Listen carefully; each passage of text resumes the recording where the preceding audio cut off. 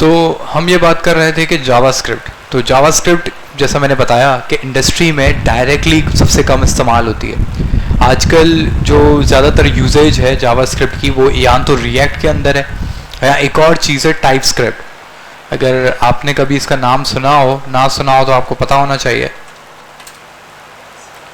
तो ये टाइपस्क्रिप्ट शायद आपने पहले नाम सुना हो। तो या तो टाइपस्क्रिप्ट यूज़ होती है या रिएक्ट यूज़ होती है या नेक्स्ट यूज़ होती है या नोड जेएस यूज़ होती है। इन लैंग्वेजेस में से कोई एक वर्जन इस्तेमाल होता है किसका? जावास्क्रिप्ट का। ये सारी चीज़ें हैं क्या? जावास्क्रिप्ट ही, लेकिन इनको थोड़ा पावरफुल बनाया गया है नॉर्मल जावास्क्रिप्ट से, जिसको हम वनीला जावास्क्रिप्ट कहते हैं। जो अभी आप जो चीज़ पढ़ रहे हो उसको हम क्या कहते हैं? Vanilla JS. वनीला जेएस का मतलब है बिल्कुल प्लेन सिंपल जावास्क्रिप्ट। ठीक है।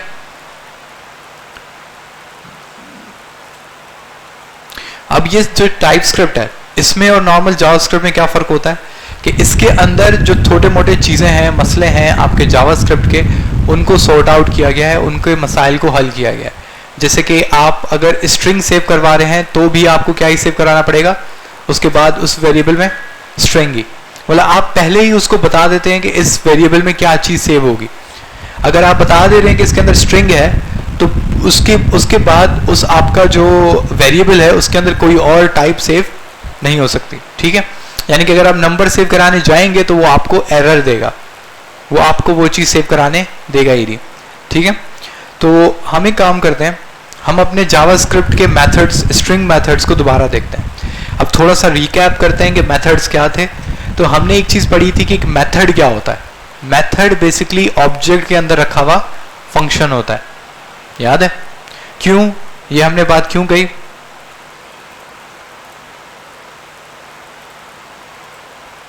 अगर हम लोग यहां पे एक सिंपल सी कोई भी स्ट्रिंग बना लें, हमने कहा var name it is equals to abc। ठीक है। तो हमने एक स्ट्रिंग बना ली, हमने कहा नेम डॉट लेंथ, तो उसने क्या रिटर्न किया? 3। तो ये डॉट किसकी पहचान होती है? ऑब्जेक्ट की। ये बात सबको याद है। अब इस ऑब्जेक्ट के अंदर ये जो लेंथ है इसके आगे पैरेंथेसिस है, ब्रैकेट है? नहीं। तो ये क्या नहीं है? फंक्शन नहीं है। अगर ये फंक्शन नहीं है तो ये ऑब्जेक्ट के अंदर रखी हुई सिंपल एक प्रॉपर्टी है जिसकी वैल्यू क्या सेट हुई हुई है?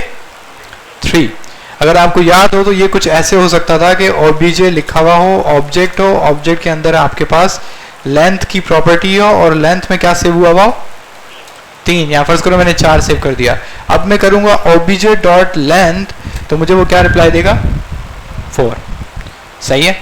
यानी कि ये एक सिंपल, ये जो ऑब्जेक्ट डॉट लेंथ है ये एक सिंपल एक प्रॉपर्टी है जो किसमें सेव हुई हुई है? एक ऑब्जेक्ट में। लेकिन वो ऑब्जेक्ट इस वक्त हमारा क्या है? यानी कि हमारा क्या है? स्ट्रिंग है। अब जब हम स्ट्रिंग पढ़ रहे थे तो मैंने आपको बताया था कि जावास्क्रिप्ट क्या करता है, जब आप एक स्ट्रिंग बनाते हो तो आपके साथ उस स्ट्रिंग के साथ एक ऑब्जेक्ट बना के भेज देता है।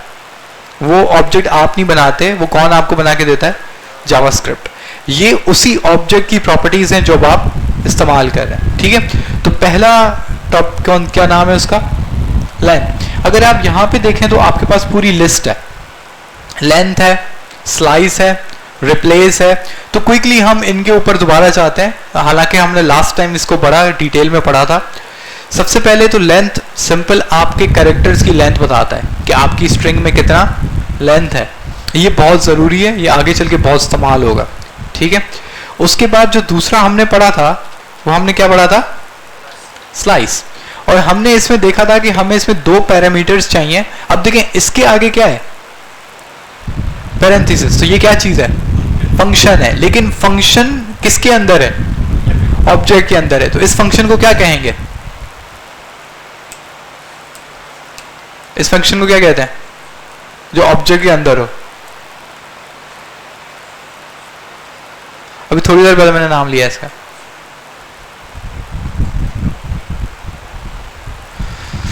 किसी को याद है क्या? मेथड। तो इसको हम क्या कहते हैं? सिंपल मेथड, मैंने आपको लास्ट टाइम कहा था कि ये चीज रट लें, सही है, कि डॉट की पहचान ऑब्जेक्ट की है, आपके स्क्वायर ब्रैकेट की पहचान आपकी एरे की है, सही है। अगर पैरेंथेसिस है तो वो फंक्शन है, अगर पैरेंथेसिस वाला कोई वेरिएबल है और उसके आगे क्या है, डॉट, तो ये एक फंक्शन है, लेकिन फंक्शन किसके अंदर है, ऑब्जेक्ट के अंदर, तो उसको हम क्या कहेंगे, मेथड कहेंगे। मैंने लास्ट टाइम कहा था ये चीज रट लें, क्योंकि आपको ये चीज ना आगे चल के बहुत कंफ्यूज करेगी, बहुत ज्यादा कंफ्यूज करेगी। अगर मैं इस चीज पे इतना जोर दे रहा हूं तो उसकी कोई वजह है, ठीक है।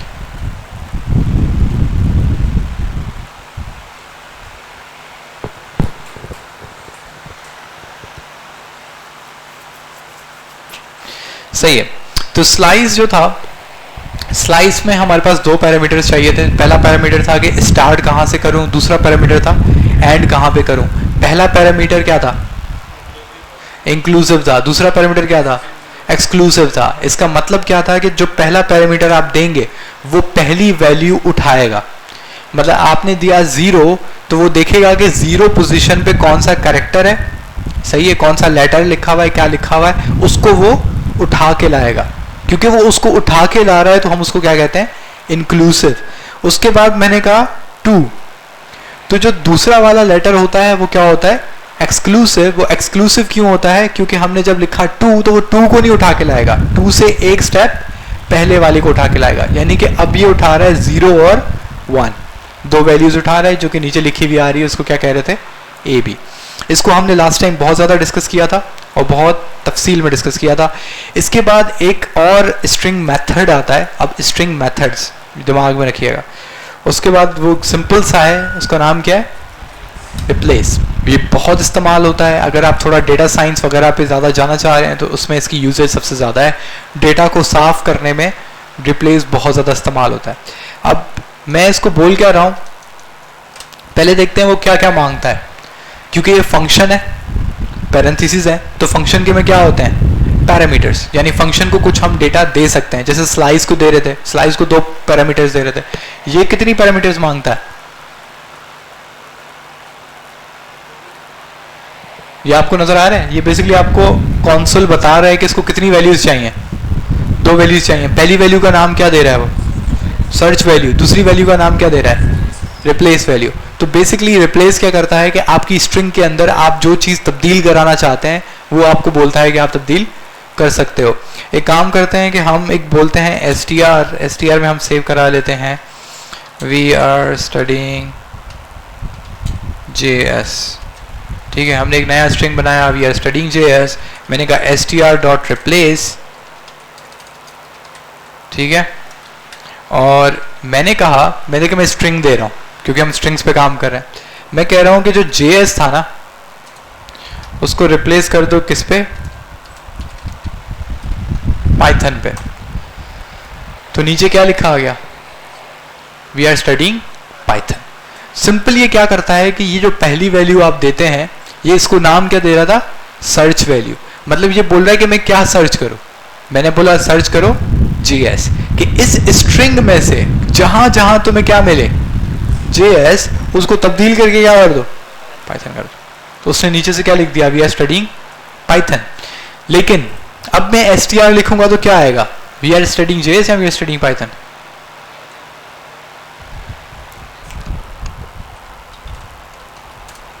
क्या लिखा आ रहा है,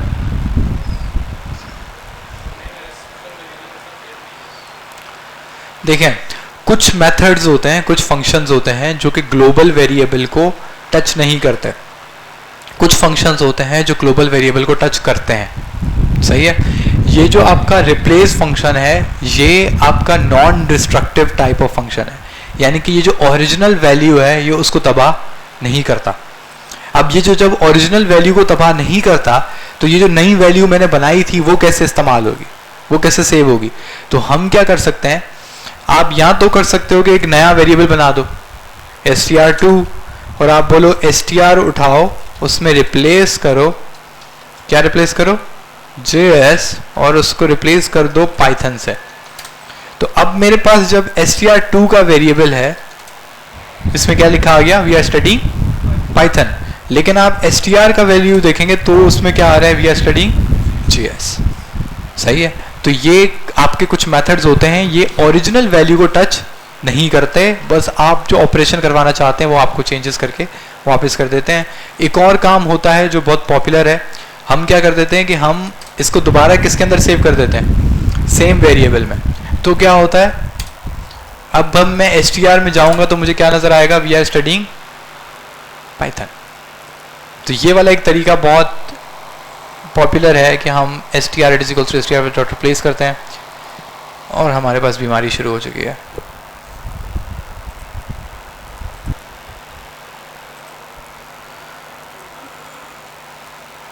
ठीक है, तो दूसरे वाले की हम बात कर रहे हैं, वो यहाँ पे लिखा हुआ है। पहला हमने लेंथ देखा, उसके बाद हमने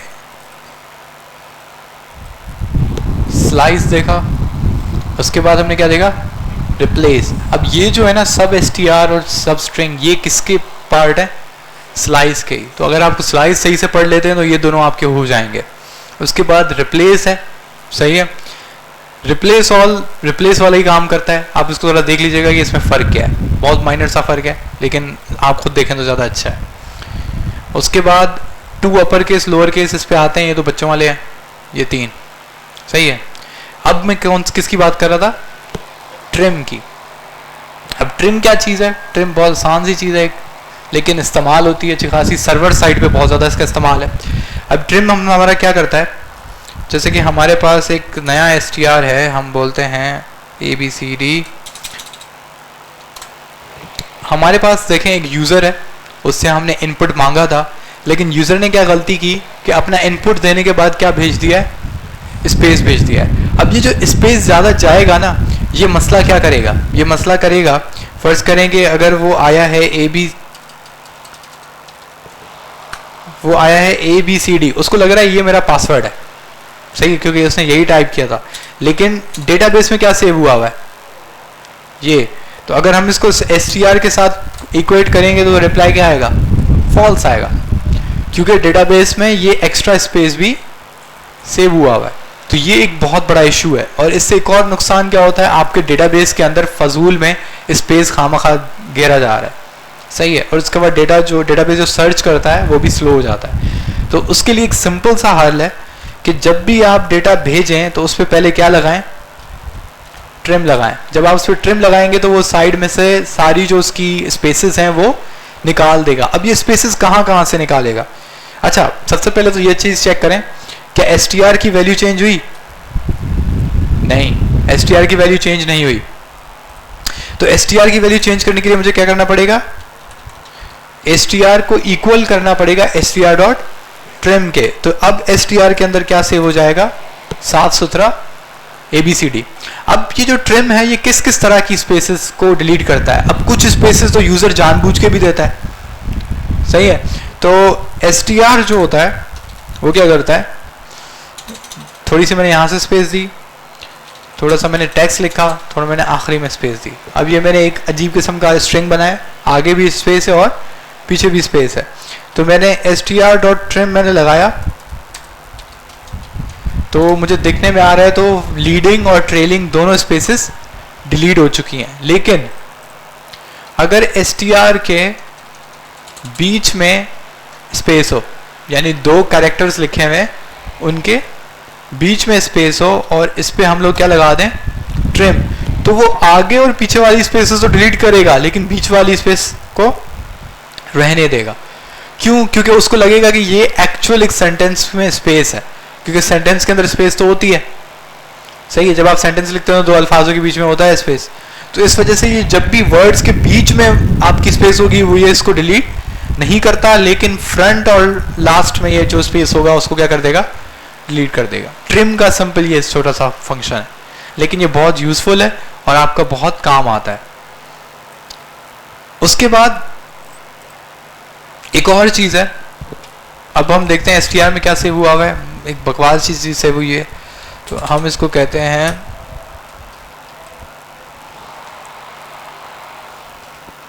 सही है। तो हमने इसमें कराची सेव करा लिया, एक इधर लिस्ट में नहीं है, ये वाला जो मैं बता रहा हूँ ये लिस्ट में नहीं है। तो ये क्या होता है, str डॉट इंडेक्स ऑफ, सही है।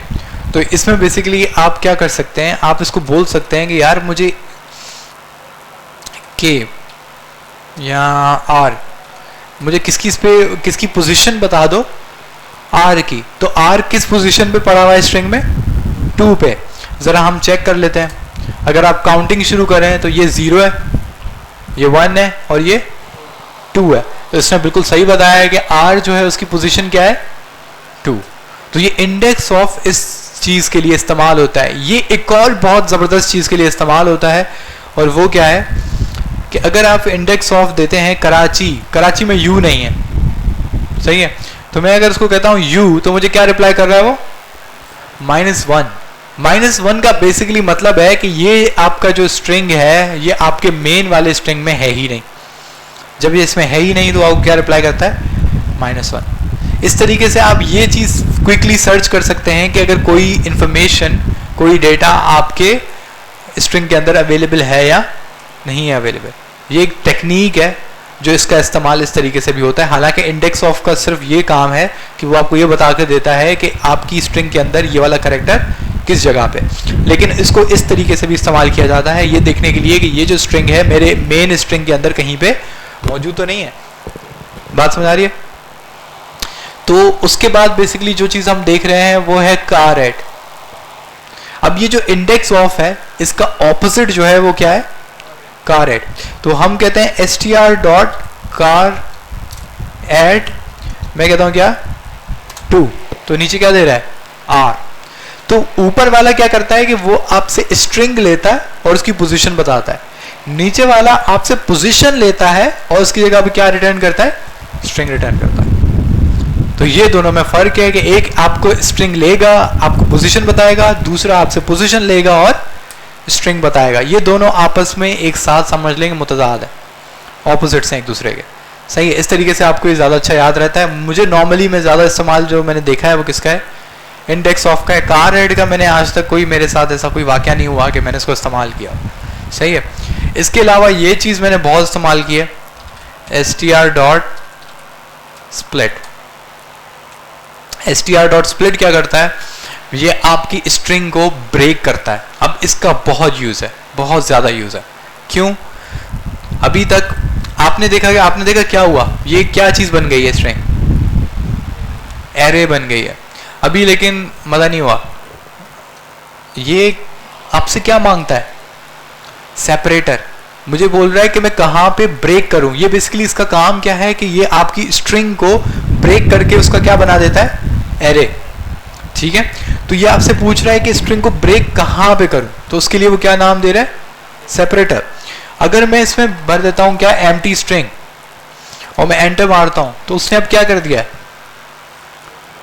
उसने हर कैरेक्टर को अलग अलग ब्रेक कर दिया और हर कैरेक्टर को किसमें सेव कर दिया है, एरे के अंदर, सही है। और ये टेक्निक किससे होती है कि जब आप स्प्लिट के अंदर क्या चीज देते हो, एम्प्टी स्ट्रिंग। जब आप इसको एम्प्टी स्ट्रिंग देते हो कि ये समझ जाता है कि इस स्ट्रिंग को हर कैरेक्टर पे क्या करना है, ब्रेक करना है। बात समझ आ रही है? एक और चीज ये कैसे हो सकती है, जैसे कि लेट्स से एक एक्चुअल में आपको केस बताता हूं। जैसे पाकिस्तानी CNIC होता है, ठीक है। CNIC में आप लेट्स से कि आपने इसमें सर्च किया, लोग आपको देंगे -479393-03। हमारा जो नॉर्मल पाकिस्तानियों का एक NIC का फॉर्मेट है वो कुछ इस तरीके से, आपके NIC कार्ड पे इस तरीके से ही लिखा हुआ होगा, ठीक है। अब अगर मैं इसको कहूँ CNIC.index of डैश, तो मुझे वो क्या बता रहा है, 5। अब कुछ लोग क्या करते हैं, पहले इसको हम चला देते हैं, इसको मिटाते हैं।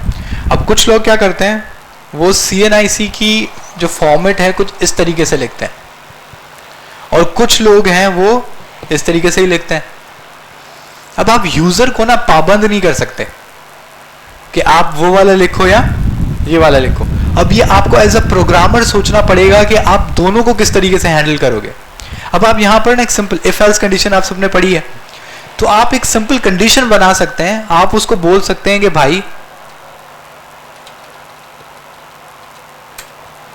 इंडेक्स ऑफ निकाल लाओ किसका, डैश का। अगर आपके NIC के अंदर उस बंदे ने डैश लगाया हुआ होगा तो आपको कोई ना कोई उसका इंडेक्स मिलेगा। अगर उसने नहीं लगाया हुआ होगा तो क्या क्या मिलेगा आपको? अब वो क्या दे रहा है? -1। इससे आपको पता लग गया कि आपका जो यूजर है उसने डैश वाला फॉर्मेट लिखा है या डैश के बगैर वाला फॉर्मेट लिखा है। ये बात समझ आ रही है? अब यहां पे और क्या क्या हो सकता है? यहां पे ये हो सकता है कि आपको पता लग गया कि उसने डैश लगाया है, सही है, लेकिन आप एक ही फॉर्मेट लेके जाना चाहते हो, आप अलग अलग फॉर्मेट इस्तेमाल नहीं करना चाहते। आपको इंडेक्स ऑफ से कंफर्म हो गया कि इसके अंदर क्या मौजूद है? डैशेस मौजूद है। तो आपने अभी अभी एक चीज पढ़ी डॉट रिप्लेस, और रिप्लेस में अगर आप इसको दे दें डैश और बोल दें क्या, उसको रिप्लेस कर दो किससे? एम्प्टी स्ट्रिंग से, तो मेरे पास वहां से डैश क्या हो गया? खत्म हो गया। लेकिन दूसरा वाला डैश बचा हुआ है। वो क्यों बचा हुआ है? क्योंकि ये जो रिप्लेस है सिर्फ ये पहली वैल्यू को डिलीट करता है। याद है मैंने अभी थोड़ी देर पहले बोला, लेकिन अब क्या करें, कहानी गले ही पड़ गई। हमने CNIC दोबारा ये किया, तो CNIC मैंने आपको कहा कि इसका एक और होता है क्या? Replace all. रिप्लेस ऑल में मैंने फिर बोला कि भाई डैश जहां जहां मिले उसको किससे हटा दो? एम्प्टी स्ट्रिंग से। तो मैंने जब एंटर मारा तो मेरे सारे डैशेस खत्म हो चुके हैं। ये बात समझ आ रही है? सही है। एक और चीज हो सकती है कि मैंने ये भी कहा, उसके बाद मैंने कहा पार्स इंट, तो पार्स इंट कहा तो अब मेरा जो NIC नंबर है किस फॉर्मेट में आ चुका है? एक आपके नंबर में आ चुका है, सही है। अब ये इफ एल्स की कंडीशन है। अगर ये डैश इंडेक्स ऑफ से उसको नहीं मिला होता तो ये सारा ऑपरेशन में करता ही नहीं, डायरेक्टली उसको क्या कर देता? पार्सेंट कर देता। अगर उसको डैश मिलेगा तो पहले मैं डैश हटाऊंगा, फिर उसको पार्सेंट करूंगा, फिर मेरे पास क्या मिल जाएगा? नंबर मिल जाएगा। अब आपका यूजर जिस तरीके से भी इसके अंदर फॉर्मेट लिखे, आपने एक प्रोग्रामिंग के जरिए इसको हैंडल कर लिया है। ये बात समझ आ रही है? इसके बाद स्प्लिट को कैसे इस्तेमाल किया जाता है, अब ये चीज एक रहती है। आपने देखा है कि कभी फोन नंबर जो होता है उसके दो पार्ट होते हैं, 0304 जैसे डैश 2231759, उसके अंदर एक डैश होता है, पहले एक आपके पास कैरियर कोड होता है जैसे 0304 जो है मोबलिंग का कोड है, और आगे से आपका बेसिकली एक्चुअल नंबर होता है। ठीक है। अब मैं चाहता हूं कि जो मेरा जो कैरियर कोड है 0304 वो अलग सेव हो, और जो मेरा जो एक्चुअल मेरे यूजर का नंबर है वो अलग सेव हो। तो मैं एक चीज कर सकता हूं, यहां पे मैं इसको बोल सकता हूं फोन को स्प्लिट करो, और स्प्लिट कहां पे करो? डैश पे। जब मैंने इसको डैश पे स्प्लिट किया तो इसने क्या कर दिया? 0304 को अलग कर दिया, 22391759 को अलग कर दिया, और जो यहाँ पे डैश है वहां पे क्या लगा दिया?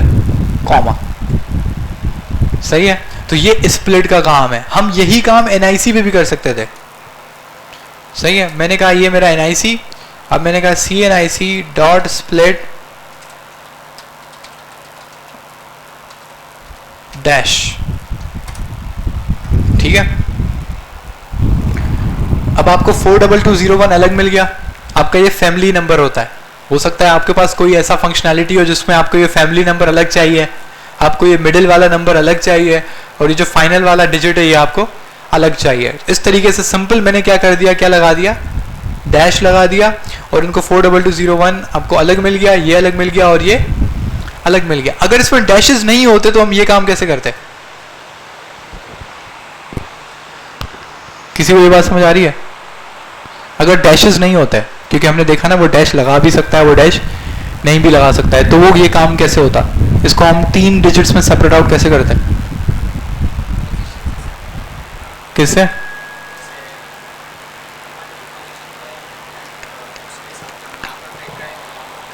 देखिए, आप जब कहते हैं ना सॉफ्टवेयर डेवलपर, तो डेवलपर ये होता है, आपको एक सामने एक प्रॉब्लम है, अब आपने उसका हल निकालना है।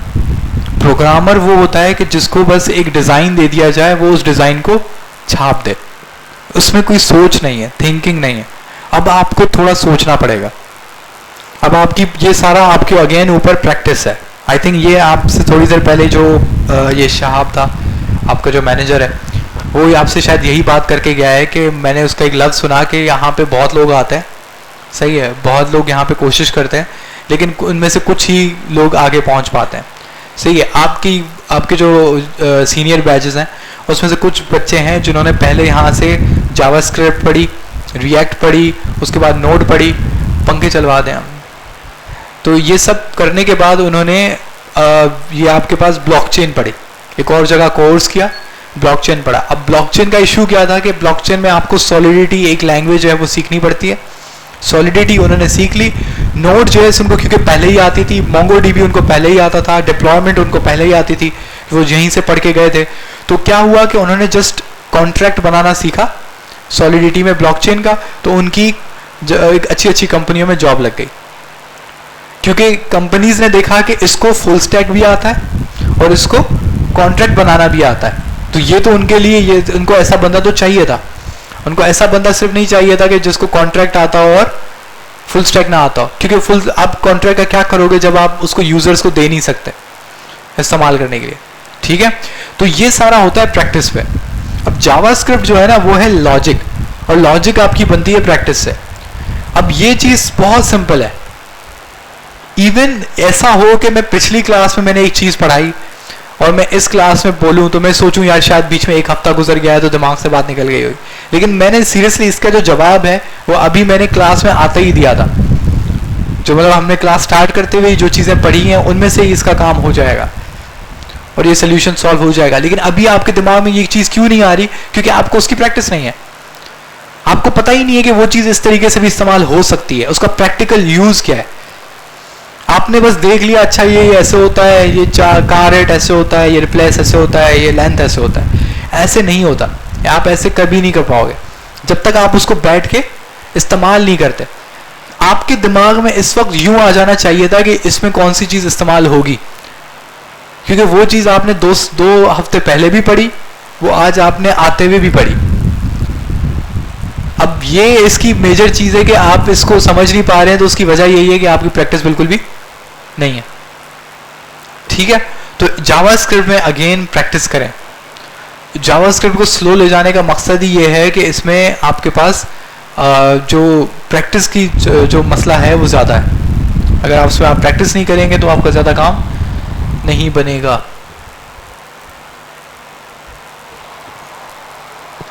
तो ये बेसिकली हम देख रहे थे स्लाइस के एक्चुअल इम्प्लीमेंटेशन, सही है। आप बेसिकली क्या कर सकते हैं कि आप गूगल पे जाएं और आप यहाँ पे लिखें JS स्ट्रिंग मेथड्स प्रैक्टिस, सही है। तो आपके पास हजारों वेबसाइट्स अवेलेबल हैं जो आपको क्या बोलेंगी कि write a JavaScript function to check whether an input is a string और नॉट, सही है। आपको क्वेश्चन होगा, आपके पास टेस्ट डेटा है और आपको कह रहा है click me to see the solution. अब आप पहले क्वेश्चन पढ़ें और क्वेश्चन पढ़ने के बाद आप थोड़ा अंदाज़ा लगाएं कि आपको इसका जवाब आता है या नहीं। थोड़ा सोचने की कोशिश करें कि आप इसका जवाब निकाल सकते हैं या नहीं। अगर आप इसका जवाब निकाल सक रहे हैं तो बहुत अच्छा, फिर आप इसका भी सोल्यूशन चेक कर लें। इससे क्या होगा, आपकी लॉजिक बिल्डिंग बनेगी, आपको पता लगेगा कि चीज़ें कैसे हो सकती हैं। दूसरा फंक्शन कह रहा है write a JavaScript function to check whether a string is blank और नॉट। अब ब्लैंक का मतलब क्या है कि वो खाली स्ट्रिंग है या नहीं है। बात समझ आ रही है? अब यहाँ पे ये टेस्ट डेटा क्या दे रहा है? टेस्ट डेटा का मतलब है कि अगर मैं ये फंक्शन चलाऊं तो पहले वाला कॉन्सोल चलाने में मुझे आंसर क्या मिलना चाहिए? ट्रू। दूसरा वाला कॉन्सोल चलाने में मेरा आंसर क्या मिलना चाहिए? फॉल्स। ये जो इज ब्लैंक है ये बेसिकली इसने अपना एक फंक्शन बनाया है, सही है। मतलब ये एक सिंपल सा फंक्शन इसने बनाया है जिसका नाम इसने क्या रख दिया? Is blank. अब ये देखें क्या कह रहा है, write a JavaScript function to split a string and convert it into an array of words. अब यहाँ पे एक बहुत टेक्निकल पॉइंट है। ये क्या कह रहा है, स्ट्रिंग को क्या कर दो? स्प्लिट कर दो। लेकिन किस में स्प्लिट करो? वर्ड्स में। अब एक जो सेंटेंस होता है जैसे कहे कि माई नेम इज एबीसी, तो माई नेम इज एबीसी ये वर्ड्स हैं सेंटेंसेस के अंदर। माई नेम इज और एबीसी, ये कह रहा है कि उन वर्ड्स को स्प्लिट कर दो। स्प्लिट कर दो मतलब उसको किस में कन्वर्ट कर दो? एरे में। उनके बीच में स्पेस ना हो, क्या हो, एरे हो। इसका सबसे सिंपल सोल्यूशन क्या है? एक बहुत अच्छा क्वेश्चन है, बहुत इजी क्वेश्चन है, लेकिन जिन्होंने थोड़ी बहुत भी प्रैक्टिस की हुई होती है, स्प्लिट की, उनको पता होता है। और ये बहुत यूज होता है, सीरियसली बहुत यूज होता है, क्योंकि हम प्रोग्रामिंग में इसकी बहुत ज्यादा यूज करते हैं खास तौर पे। जैसे कि माई नेम इज ABC। अब मैं कहता हूं कि इनको वर्ड्स में ब्रेक करो, तो वर्ड्स में ब्रेक करने का मतलब क्या है कि मैं कहूंगा str.split। अब जरा मुझे बताएं इसका सेपरेटर क्या होना चाहिए? इसका सिंपल सेपरेटर क्या होना चाहिए? स्पेस होना चाहिए। जब आप इसको एंटर करोगे तो वो किस में हो गया? क्योंकि सेंटेंस के बीच में जो स्पेस है, मुझे वही हटा के क्या लगाना है उसकी जगह पे? कॉमा। तो जो चीज हटा के कॉमा लगानी होती है उसी को हम वहां पे लिख देते हैं। ये बात समझ आ रही है? तो अब ये जो क्वेश्चंस हैं, अब ये बोल रहा है write a JavaScript function to extract a specified number of characters from a string. अब ये कह रहा है कि मैं आपको एक नंबर बताऊंगा, उस नंबर में जितने मतलब कैरेक्टर्स आ सकते हैं वो मुझे निकाल के दे दो। सिंपल स्लाइस का क्वेश्चन है, ठीक है, बहुत सिंपल है। Write a JavaScript function to convert a string into an abbreviated form. अब ये बड़ा खतरनाक सा सवाल है, लेकिन बड़ा इंटरेस्टिंग सवाल है। ये क्या कह रहा है? ये कह रहा है कि मैंने इसको लिखा है रॉबिन सिंह, तो कह रहा है कि रॉबिन लिखा रहा है, सिंह के आगे क्या लग जाए? डॉट। और जैसे मेरा नाम है अखलाक अहमद, तो ये कह रहा है कि अखलाक लिखा रहा है, लेकिन अहमद के आगे सिर्फ ए लिखे और डॉट लिख दे।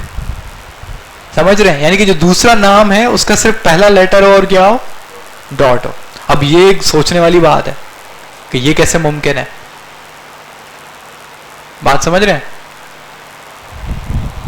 अब इसका मतलब तो सबसे पहला ये है,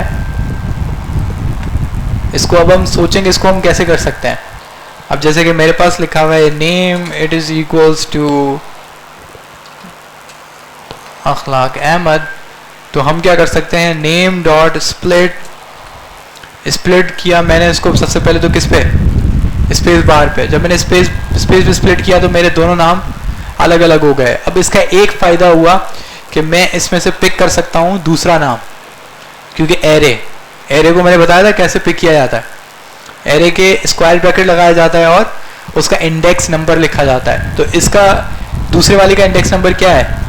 1। तो मैंने 1 दिया तो मेरे पास दूसरा नाम आ गया। ये बात समझ आई?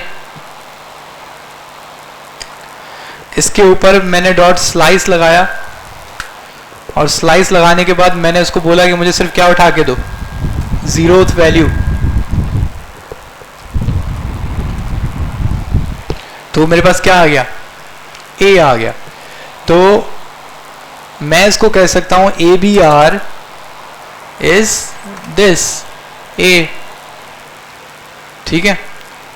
तो ABR इज ए, तो मैं दोबारा से जाऊंगा नेम डॉट स्प्लिट स्पेस। अब मैं बोलूंगा जो 0 वाला मेरा था यानी कि पहला नाम, उसमें क्या प्लस कर दो? ABR प्लस कर दो, एक और चीज प्लस करो, और वो क्या है? डॉट। लेकिन इसके पहले एक और चीज प्लस होगी, और वो क्या होगी?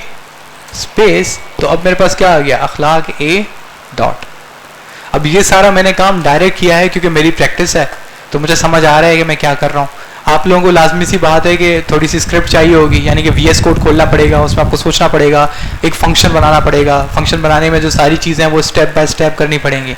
सही है, मैंने एक ही लाइन में लिख के ख़त्म कर दिया क्योंकि मुझे पता है कि स्प्लिट कैसे काम करता है, वो कैसे काम करता है। सही, और हमारी नॉर्मली आदत ऐसी होती है, हम लोग कोई इतनी फटीगों में नहीं जाते कि मैं अलग वेरिएबल बनाऊँ, फिर ये करूँ, फिर ये सेव कराऊँ, फिर वो सेव कराऊँ। नहीं, अभी आप लोगों के लिए मैंने इसके दोनों नाम अलग अलग किए, वरना मैं सारे एक ही लाइन में कर देता, हो जाता, कोई मसला नहीं था। तो एक ही लाइन में भी सब हो सकता था, लेकिन अगेन इसके लिए आपको क्या चाहिए? प्रैक्टिस। आप देख रहे थे बहुत सिंपल सी चीज थी कि क्या करना है, दूसरे नाम का पहला लेटर लिखना है और डॉट लगाना है। लेकिन आप फंस गए क्योंकि ये मिटाने जैसा नहीं है कि आपने पेपर पेंसिल है कि आपने रबड़ से मिटा दिया, सारे लेटर मिट गए और डॉट लगा दिया। नहीं, प्रोग्रामिंग है। अब आपको ये नहीं पता कि किसका क्या नाम आए। सही है, किसी का कोई बड़ा सा नाम आता है, किसी का छोटा सा, कोई चौधरी लिखा हुआ है। अब आपको थोड़ी पता है चौधरी में कितने लेटर्स हैं।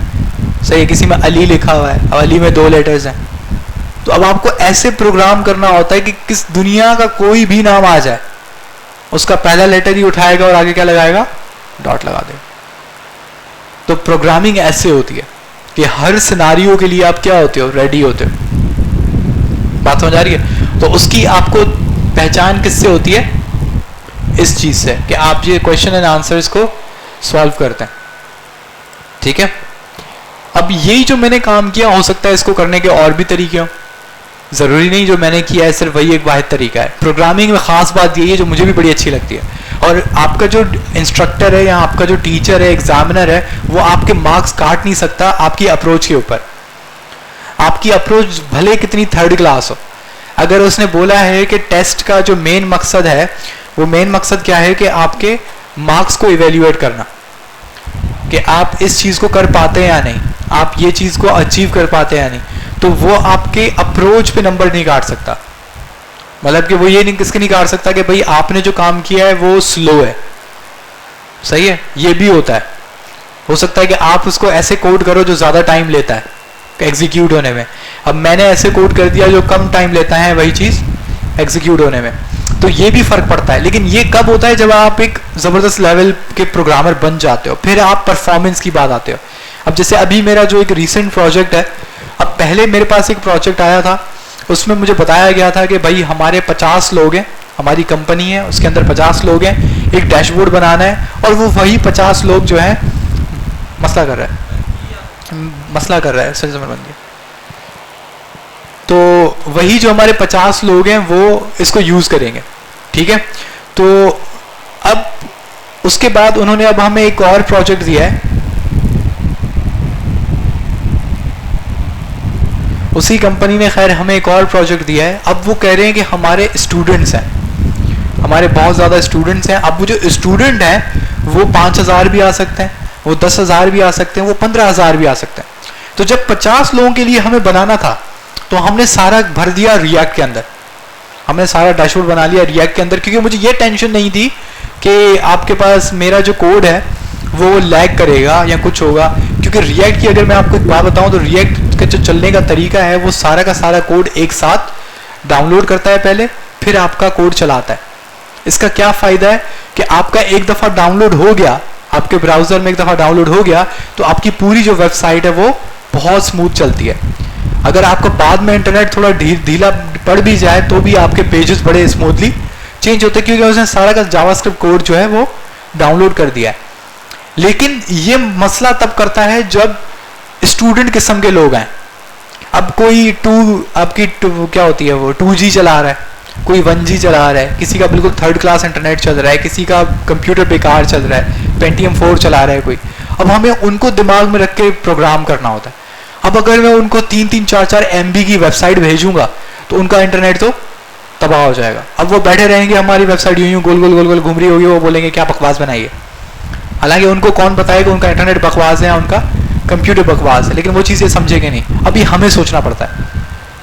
तो ये चीज़ होती है परफॉर्मेंस। अब रिएक्ट में वो काम बड़े अच्छे से होगा, लेकिन अब मैं डायरेक्टली रिएक्ट को यूज़ नहीं कर सकता।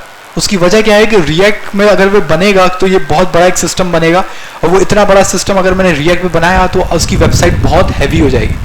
अगर वो बहुत हैवी होगी तो परफॉर्मेंस इशू है। परफॉर्मेंस इशू है तो जो ओनर है, जो एग्जीक्यूटिव है, वो बोलेगा यार मेरे स्टूडेंट कंप्लेन कर रहे हैं कि आपकी वेबसाइट जो है ना 5 सेकंड लेती है खुलने में, और 5 सेकंड जो है अगर आपको कहीं पे आपने पढ़ा हो तो 3 सेकंड आपका अटेंशन स्पैन होता है। मतलब एक जो यूजर है वो 3 सेकंड तक नॉर्मली इंतजार करता है किसी का पेज खुलने के लिए, नहीं खुला तो वो पीछे चला जाता है। तो 5 सेकंड में भी अगर आपकी वेबसाइट खुल रही है तो वो बकवास है। तो हमने रिएक्ट का ही एक और फ्रेमवर्क इस्तेमाल किया जो रिएक्ट को ही इस्तेमाल करता है, लेकिन रिएक्ट को और पावरफुल बनाता है। उसको हम नेक्स्ट कहते हैं। अब नेक्स्ट 5 सेकंड से 0.8 सेकंड पे स्पीड को ले आया, लेकिन इससे क्या हुआ कि कॉम्प्लेक्सिटी बढ़ गई।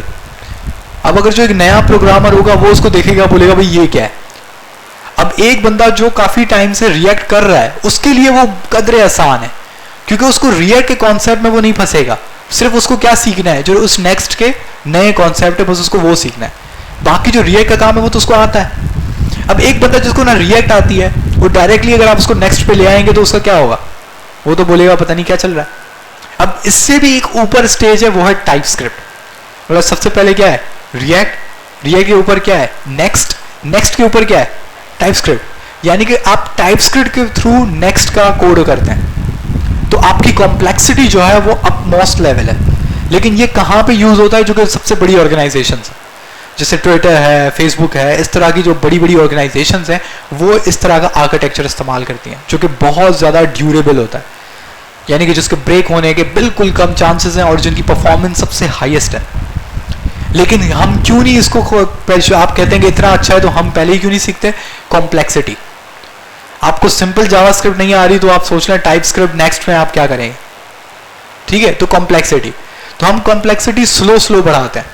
अभी आप वनीला पढ़ रहे हैं, वनीला के बाद आप रिएक्ट पढ़ेंगे, रिएक्ट के बाद आप नोड पढ़ेंगे, नोड के बाद आप आगे चल के, इंशाल्लाह इस कोर्स का तो हिस्सा नहीं है, इंशाल्लाह आगे चल के जब आप एक रिएक्ट में अच्छा खासा आप काम कर लिए, रिएक्ट का अपना बिजनेस भी है, जितने भी स्टार्टअप्स हैं वो सब रिएक्ट इस्तेमाल कर रहे हैं, वो नेक्स्ट की तरफ नहीं जाते। वही वाली बात है कि इवन जो हमारा वो 50 लोगों वाला डैशबोर्ड था वो हमने किसमें बनाया? रिएक्ट में बनाया। अब पाकिस्तान की 5-6 बड़ी बड़ी कंपनियां हैं, वो उसके लिए हमने डैशबोर्ड्स बनाए, वो सारे किसमें बनाए? रिएक्ट में बनाए, क्योंकि रिक्वायरमेंट पे डिपेंड करता है। अगर वो कह रहे हैं कि 100 यूजर्स हैं, 200 यूजर्स हैं, रिएक्ट इनफ है। अगर वो कह रहे हैं मोर देन 10,000 यूजर्स हैं, अगर 10,000 यूजर बढ़ने के चांसेस हैं तो रिएक्ट नहीं यूज करनी चाहिए, क्योंकि अब आपके पास जो यूजर्स हैं वो किसी भी ब्रैकेट का आ सकता है। जरूरी नहीं सबके पास इंटरनेट अच्छा है, जरूरी नहीं सबके पास 6 GB वाला रैम वाला मोबाइल है, तो उसकी वेबसाइट का काम खराब होगा। तो सबसे पहले तो आपको लॉजिक्स बिल्ड करनी है वनीला JS में, जो आपको अभी पढ़ाया जा रहा है। अभी आपको हमने पढ़ाई है स्ट्रिंग मेथड, जो कि जावास्क्रिप्ट का समझ लें सिर्फ ऊपर की, जैसे दूध की मलाई होती है, सिर्फ वो है, सिर्फ ऊपर का बिल्कुल तय है। अभी तक आप लोग इसके अंदर तो आए ही नहीं है, ठीक है? तो अगर अभी आप इस तरह के क्वेश्चन सॉल्व नहीं करेंगे, अपनी लॉजिक बिल्डिंग नहीं करेंगे, आप किसी के काम के नहीं रहो। आपको हायर वही बंदा करेगा जिसको फील होगा कि आपका एक थिंकिंग कैपेबिलिटी है। टाइपराइटर किसी को नहीं चाहिए, टाइपराइटर बहुत पढ़े हुए हैं, सही है, मार्केट में बहुत लोग पढ़े हुए हैं, लेकिन हम उठाते किसको हैं? अभी मैं आपको एग्जांपल देता हूं, मैं आप लोगों के जो बैच आई थिंक 2 या 3 है, उसके अभी 2 लोगों को मैंने अपने एक पर्सनल प्रोजेक्ट के लिए उठाया। उसकी वजह क्या है कि उन दोनों को ही मैंने क्यों चुना, हालांकि मेरे इतने सारे स्टूडेंट्स थे? उसकी वजह ये है कि मैंने जब उनका मैं टेस्ट लेता था, जब वो मुझे असाइनमेंट सबमिट कराते थे, तो मैं ये चीज़ नोट करता था कि उनकी जो लॉजिक बिल्डिंग थी वो बड़ी पावरफुल थी। जब वो लॉजिक बिल्ड करते थे तो वो ना जबरदस्त बिल्ड करते थे। कभी कभी तो मुझे भी अमेज कर जाते थे कि वो, मतलब मैंने जो चीज़ सोची हुई होती थी वो उसको अलग तरीके से कर जाते थे। तो ये होती है लॉजिक। तो मैं ये नहीं कह रहा कि कम से कम आप दूसरे तरीके से करें, कम से कम आप उस तरीके से कर लें जिस तरीके से मैं सोच रहा हूँ या जो मैं जिस तरीके से पढ़ा रहा हूँ, कम से कम वो तो लॉजिक आपकी पक्की हो। तो बंदा वही सबको अच्छा लगता है जिसकी अपनी लॉजिक हो, क्योंकि हमें पता है कि ये फंसेगा नहीं। समझ रहे हैं?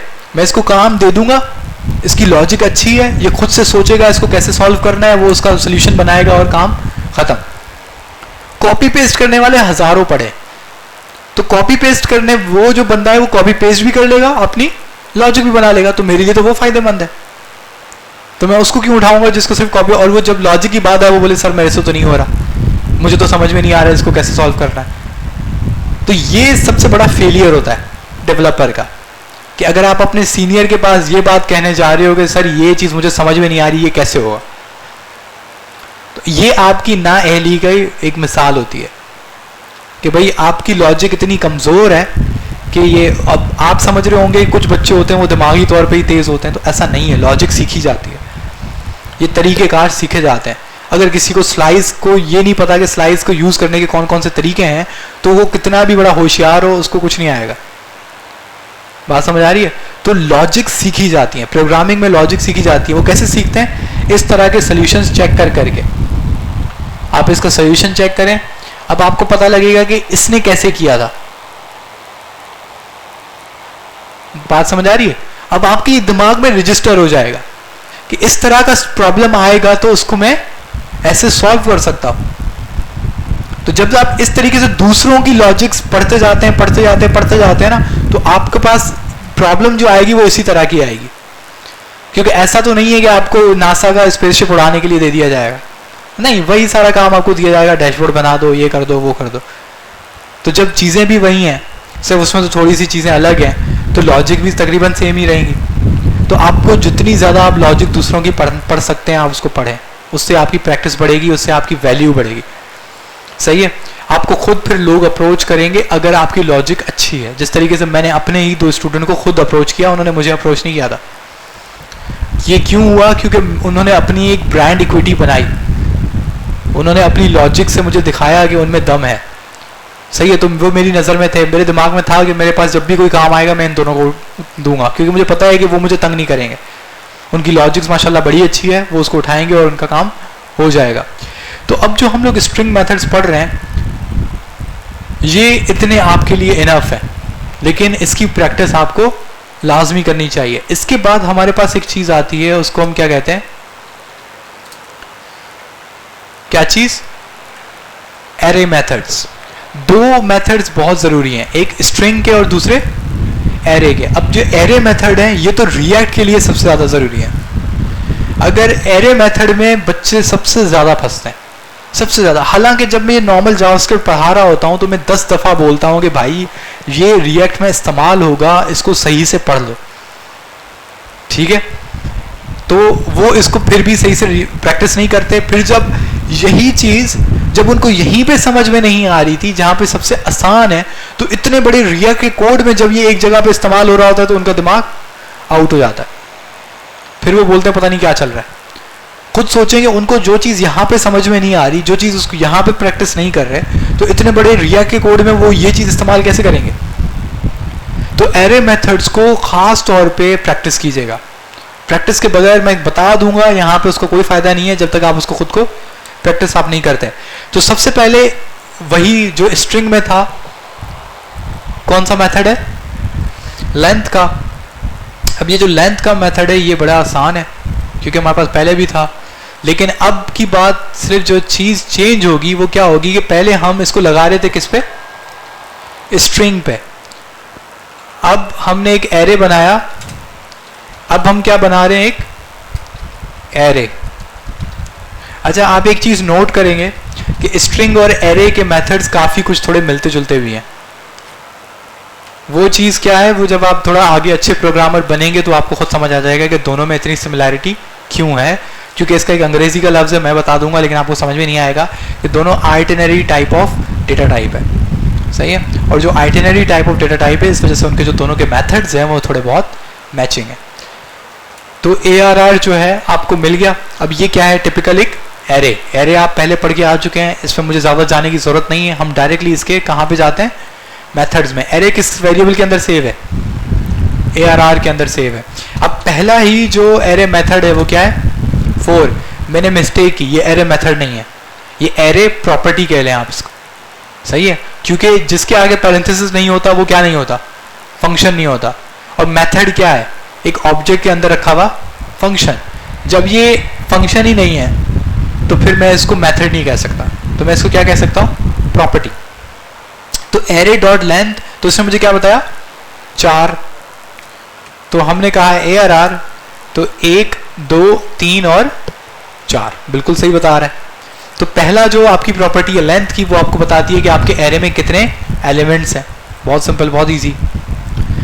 उसके बाद हमारे पास क्या बता रहा है? 2 स्ट्रिंग। बहुत सिंपल, बहुत इजी है।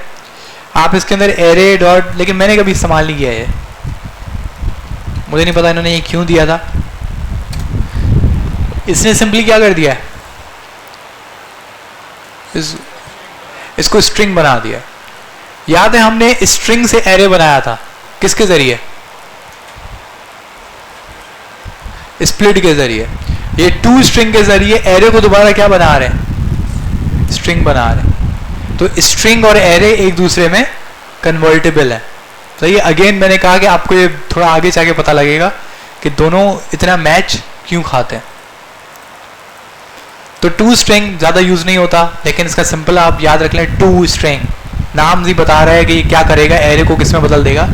स्ट्रिंग में बदल देगा। और आप देख रहे हैं कि स्ट्रिंग में बदल भी ऐसे रहा है कि कॉमा सब आ रहा है। लेकिन आपने एक चीज़ पढ़ी है कि आप इसमें कर सकते हैं रिप्लेस ऑल, और आप रिप्लेस ऑल कर सकते हैं क्या? कॉमा। और रिप्लेस ऑल को बदल सकते हैं स्पेस के साथ। तो मेरे पास क्या आएगा? A space B space C space D। अब देखें ये कौन सा मेथड है? ये किसका मेथड है? एरे मेथड है। ये किसका मेथड है? स्ट्रिंग मेथड है। ठीक है, यहां तक एरे किस में बदल चुकी थी? स्ट्रिंग में। तो मैं क्या इस्तेमाल कर सकता हूं? स्ट्रिंग मेथड इस्तेमाल कर सकता हूं। सही है। अब ये अगेन मेरे लिए ये चीज़ अभी आसान है, आपके लिए यकीनन थोड़ी मुश्किल है, लेकिन आपको तब समझ आएगी जब आप इसकी प्रैक्टिस करेंगे। इसका एक और जो नए नए प्रोग्रामर बनते हैं उनका एक तरीका होता है, वो क्या करते हैं, तो एरे स्ट्रिंग एक नया वेरिएबल बनाते हैं, वो उसमें सेव कराते हैं। अब उनको पता है कि ये जो ARR स्ट्रिंग है ये क्या चीज़ है,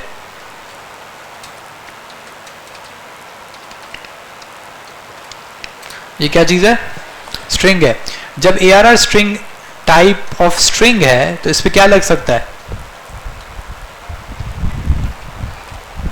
इस पे एक आपके पास जो स्ट्रिंग मेथड है वो लग जाएगा, और हमने इसको क्या बता दिया? ABCD। अब इसके साथ जो करें आप करें। इसको हम कहते हैं मैनिपुलेशन। ये बड़ी ज़रूरी होती है कि आप डेटा की मैनिपुलेशन कर रहे हैं, मतलब आप इतने आपकी प्रोग्रामिंग पे कमांड है कि मैं आपको बोलूँगा ये स्ट्रिंग लिखा हुआ है, इसमें से मुझे फ़ोन नंबर निकाल के दो, ये एड्रेस लिखा हुआ है, इसमें नाम भी है, नाम हटाओ, सिर्फ मुझे एड्रेस निकाल के दो। बात समझ रहे हैं? तो आपकी इतनी कमांड होनी चाहिए इस पे, स्ट्रिंग्स पे, एरेज पे। सही है। एक हमारे पास ना एक हमारे एक टीचर थे, वो हमें अच्छा सा एक वो देते थे, मसले वाला काम देते थे। वो बोलते थे लिखा हुआ है तुम्हारा नाम उसके बाद लिखा हुआ है तुम्हारा नंबर, सही है, उसके बाद लिखा हुआ है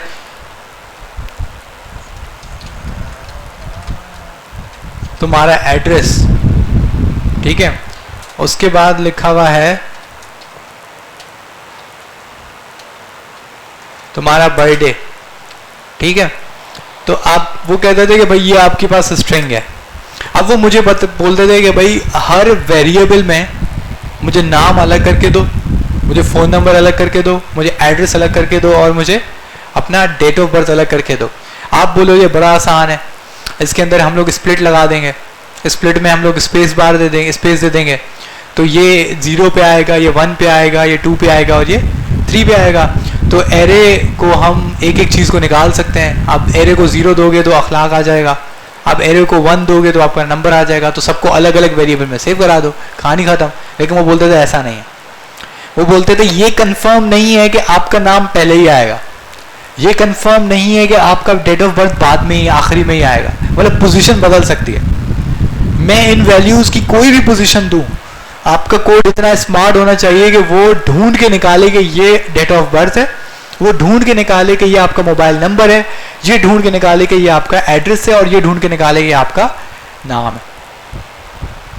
बात समझ रहे हैं? तो इस तरीके से वो हमें क्वेश्चंस मिलते थे और वो बोलते थे कि भाई हमें सॉल्व करके दो। तो ये बड़ा एक चैलेंज होता था। आप इसको खुद सोचें, कैसे पता लगेगा कि भाई ये इधर उधर इधर कौन सी वैल्यू पे क्या आ रहा है, मुझे कैसे पता? ठीक है, तो ये बेसिकली आपके पास होती है अगेन लॉजिक्स। आपको सोचना पड़ता है कैसे मुमकिन है, और ये मुमकिन है। इवन आपने जो चीज़ें अभी तक पढ़ी हैं सिर्फ उनको ही दिमाग में रखते हुए ये चीज़ मुमकिन है। ठीक है, तो खैर, तो टू स्ट्रिंग बड़ा आसान था। अब है पुश एंड पॉप। ये दो चीज़ें हैं जो एक साथ एक पेयर में आती हैं। कौन कौन सी? पुश और पॉप। ये चीज़ें दोनों पाइथन में भी हैं। ठीक है, पाइथन में पुश को अपेंड कहते हैं, बस इतना फ़र्क है। और इसमें इसको क्या कहते हैं? पुश। पुश करना, धक्का देना। सही है। अब आपकी जो एरे है, मेरी जो एरे है, उसके अंदर क्या है? ABCD। एरे एक ख़ास किस्म का, मैंने शायद पहले बताया था कि एरे एक ख़ास किस्म का डेटा टाइप है जिसमें हम वो डेटा रखते हैं जो हमें नहीं पता कि कितना आगे जाएगा। शायद मैंने बताया था कि मुझे नहीं पता कि 50 स्टूडेंट आएंगे, 100 आएंगे, 200 आएंगे, 1000 आएंगे। तो उस टाइप में हम क्या यूज़ करते हैं? एरे। लेकिन एरे में डेटा बढ़ाएं कैसे? अभी इसमें कितना डेटा है? 4 एलिमेंट्स हैं, तो 5वां एलिमेंट कैसे आएगा? ये एक सवाल है। ठीक है, तो 5वां एलिमेंट लगाने के लिए आपके पास एक एरे मेथड है। कौन सा मेथड है? पुश। प्रोग्रामिंग की दुनिया में सबसे ज्यादा इस्तेमाल होने वाला मेथड अगर कोई है तो वो कौन सा है? पुश। सबसे ज्यादा इस्तेमाल यही होता है, सबसे ज्यादा यूज यही होता है, क्योंकि आपका सबसे ज्यादा यूजेज जो है आपको एरे डेटा टाइप में नया डेटा एडअप करने की होती है। तो पुश सबसे ऊपर है, सबसे ज़्यादा है। तो पुश में अगर मैं इसको देता हूं कि भाई ABCD E, क्या पुश कर दो? E, और E क्या है? एक स्ट्रिंग है। तो मैंने एंटर मारा, तो मैंने दोबारा से ARR चेक किया तो E इसके अंदर ऐड हो गया। थोड़ी देर पहले मैंने बोला कि दो तरह के मेथड होते हैं, एक डिस्ट्रक्टिव होते हैं और एक नॉन डिस्ट्रक्टिव होते हैं। एक मेथड आपके ओरिजिनल डेटा को चेंज करते हैं, एक मेथड आपके ओरिजिनल डेटा को चेंज नहीं करते। जिस तरीके से स्प्लिट चेंज नहीं कर रहा था, सही है, रिप्लेस चेंज नहीं कर रहा था, लेकिन पुश चेंज करता है। बात समझ आ रही है? ये आपका इंटरव्यू क्वेश्चन है कि पुश जो है आपका क्या रिटर्न करता है। मैंने शायद पहले भी आपको बताया था इस तरह के मेथड्स आते हैं। अब ये एक टेक्निक है कि जो डिस्ट्रक्टिव मेथड्स हैं, मतलब जो ओरिजिनल डेटा को चेंज करते हैं, वो हमेशा इंडेक्स बताते हैं कि कौन सा इंडेक्स बदला है। बात समझ आ रही है? और जो चीज चेंज नहीं करते, जो नॉन डिस्ट्रक्टिव होते हैं, जो ओरिजिनल डेटा को नहीं बदलते, वो नया डेटा जो बना वो आपको फॉरवर्ड करते हैं। याद है आपने रिप्लेस यूज किया था तो नीचे लिख के आ गया था वी आर स्टडी पाइथन, लेकिन जब आपने यहां पे ई पुश किया तो क्या आया? 5। तो ये एक छोटी सी टेक्निक है इस इंटरव्यू क्वेश्चन को क्रैक करने की, कि आप दिमाग में बस ये रखें कि कौन से डिस्ट्रक्टिव मेथड्स हैं और कौन से नॉन डिस्ट्रक्टिव, मतलब कौन से मेथड ओरिजिनल डेटा को चेंज करते हैं और कौन से मेथड ओरिजिनल डेटा को चेंज नहीं करते। अगर आपको ये दिमाग में याद रह गया है, जो कि आसान है, थोड़ी प्रैक्टिस से आपको दिमाग में रह जाएगा, तो आपको ये बात कंफर्म हो जाएगी, जो ओरिजिनल डेटा चेंज नहीं करेंगे, जो ओरिजिनल डेटा चेंज नहीं करेंगे, वो कभी भी इंडेक्स नंबर आउटपुट नहीं देंगे, वो नया डेटा आउटपुट देंगे जो बना है। और जो ओरिजिनल डेटा चेंज करेंगे वो डेटा वापस नहीं करते, क्योंकि उन्होंने ओरिजिनल डेटा को क्या कर दिया है? बदल दिया है। तो वो बोलता है कि जाके खुद देखो कि वेरिएबल में क्या बदला है, और वो रिटर्न क्या करता है? Index number. ये एक इंटरव्यू क्वेश्चन है। तो पुश का बहुत इजी लेकिन बहुत ज्यादा यूज है। अच्छा, मैं इधर कोई नंबर भी दे सकता था, मैंने कहा 25, अब मैंने एरे चेक की तो ई के बाद क्या आ गया? 25। सही है। तो ये पुश जो है वो हमेशा कहां पे ऐड करता है? लास्ट पे। लास्ट पे पुश जो है वो हमेशा लास्ट पे करता है। इसके बाद मैं इसके अंदर एक और पुश कर दूं, अगर मैं कह दूं ट्रू, अगर मैंने ट्रू पुश कर दिया, मैं ARR चेक करूं तो लास्ट में क्या आ रहा है? ट्रू आ रहा है। लेकिन इसका सबसे बेस्ट यूज कब होता है? जब आप ARR के अंदर क्या चीज पुश करते हो? आप पुश करते हो एक ऑब्जेक्ट।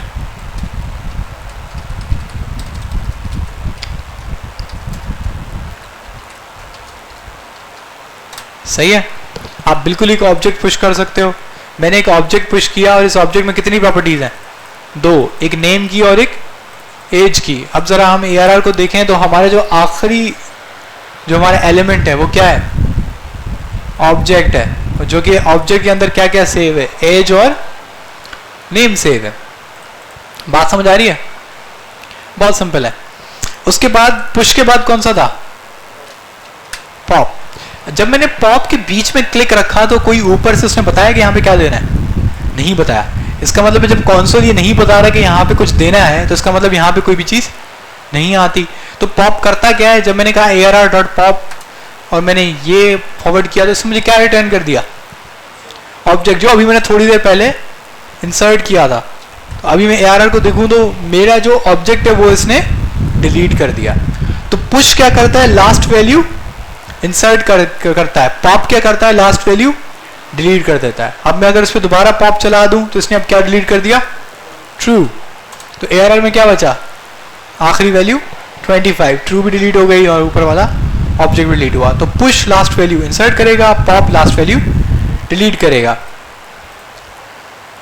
उसके बाद हमारे पास जो है शिफ्टिंग, एक है शिफ्ट और एक है अनशिफ्ट। अब ये थोड़ा सा अजीब सा है, सही है। पहले ARR को गौर से देख लें। A से शुरू होता है और 25 पे खत्म होता है। तो मैं ARR पे लगा देता हूं शिफ्ट। शिफ्ट के बीच में मैंने रखा तो कौंसिल ने बोला इसमें कुछ भी नहीं आएगा। तो जब मैंने, सॉरी ये गलती है वैसे तो, लेकिन वो उसने फिर भी चला दिया। उसने क्या निकाल दिया? उसने A निकाल दिया। A कहां पे था? सबसे पहले था। ARR आप देखो तो पहली वैल्यू डिलीट हो चुकी है जो कि क्या थी, ARR। इसका मतलब है पॉप जो था वो लास्ट वैल्यू डिलीट करता है, शिफ्ट जो है वो फर्स्ट वैल्यू डिलीट करता है, पुश जो है ARR.push वो लास्ट वैल्यू इंसर्ट करता है, ठीक है। और जो आपके पास ARR.unshift है, अब देखें ये बोल रहा है कि मुझे आइटम्स दो, तो ये क्या करता है, पहली वैल्यू इंक्लूड करता है, अनशिफ्ट पहली वैल्यू इंक्लूड करता है, पुश लास्ट वैल्यू इंक्लूड करता है, पॉप लास्ट वैल्यू डिलीट करता है और शिफ्ट फर्स्ट वैल्यू डिलीट करता है। अब आपको इसमें शिफ्ट अनशिफ्ट अगर आप याद नहीं रख पा रहे कोई मसला नहीं, आप इसकी जगह पे पॉप और पुश इसको लाजमी याद रखिए, लास्ट वैल्यू, ठीक है। बस इतना दिमाग में रख लें कि पुश और पॉप है, क्योंकि ये तो नाम से ही समझ आता है क्या करते हैं। पुश का मतलब समझ आ रहा है कि भाई पुश कर देंगे, पॉप का मतलब होता है कि कोई चीज फोड़ देना, तो वो लास्ट वैल्यू को खत्म कर देता है। तो इसका ऑपोजिट क्या है, शिफ्ट और अनशिफ्ट। ये लास्ट वैल्यूज के लिए हैं और वो फर्स्ट वैल्यूज के लिए हैं। सिंपल एरे मेथड समझ आ रहा है, ये एरेज के साथ खेलने के तरीके हैं आप, ठीक है, बेसिकली मेथड्स जो हैं। अब ये तो सब आपको पता है कि भाई ARR को मैं 0 करूंगा तो मेरे पास पहली वाली एलिमेंट वाली वैल्यू आ जाएगी, मैं ARR को 1 करूंगा तो मेरे पास दूसरी वाली वैल्यू आ जाएगी। लेकिन आप इसको वेरिएबल, क्योंकि मैंने आपको बोला था कि ये जो ऑब्जेक्ट और जो एरे है वो बेसिकली खास किस्म का डेटा टाइप है जो दूसरी डेटा टाइप को अपने अंदर सेव रखता है। ये बिल्कुल वैसा ही है कि आप बहुत सारे वेरिएबल्स को एक ग्रुप में रख रहे हो। तो ये हो सकता है कि मैं कहता हूं ARR 0, यानी कि उसके एलिमेंट कौन सा है जिसमें फर्स्ट सेव हुआ है, इसको फर्स्ट से हटा के बोल दो फर्स्ट एलिमेंट। तो ARR आप देखें तो फर्स्ट की जगह क्या सेव हो गया है, फर्स्ट एलिमेंट। तो इस तरीके से आप एरे का कोई भी एलिमेंट चेंज भी कर सकते हैं। बात समझ आ रही है? मतलब कि ये मैंने कहा कि 1, तो मैंने कहा कि ये कौन सा एलिमेंट है, पहले पता नहीं A लिखा हुआ है या B लिखा हुआ है, B लिखा हुआ है, तो B की जगह क्या आ गया, सेकंड एलिमेंट। आप इसको चेंज कर सकते हैं। मुझे कोई बताएगा मैं लास्ट एलिमेंट को कैसे एक्सेस करूंगा, मुझे लास्ट एलिमेंट चाहिए।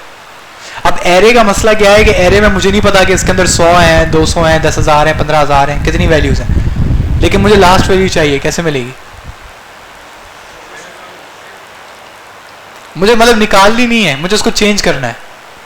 मतलब मैं चाहता हूं कि वो मुझे निकाल के लाओ। जैसे कि मैंने 0 किया तो मुझे क्या आ गया, फर्स्ट एलिमेंट आ गया। मैं कह रहा हूं कि मुझे लास्ट वाली वैल्यू निकाल के दो, -1 करें तो क्या आ रहा है, अनडिफाइंड। -1 जो है ये पाइथन में काम करता है, इधर काम नहीं करता। इसका मुझे भी बड़ा गुस्सा आता है, लेकिन -1 अनफॉर्चुनेटली जावास्क्रिप्ट नहीं। तभी मैं बोल रहा था थोड़ी पागल लैंग्वेज है, सही है, तो ये इधर नहीं चलता। तो इसका क्या हल हो सकता है, ये चीज आप पढ़ के आए हो।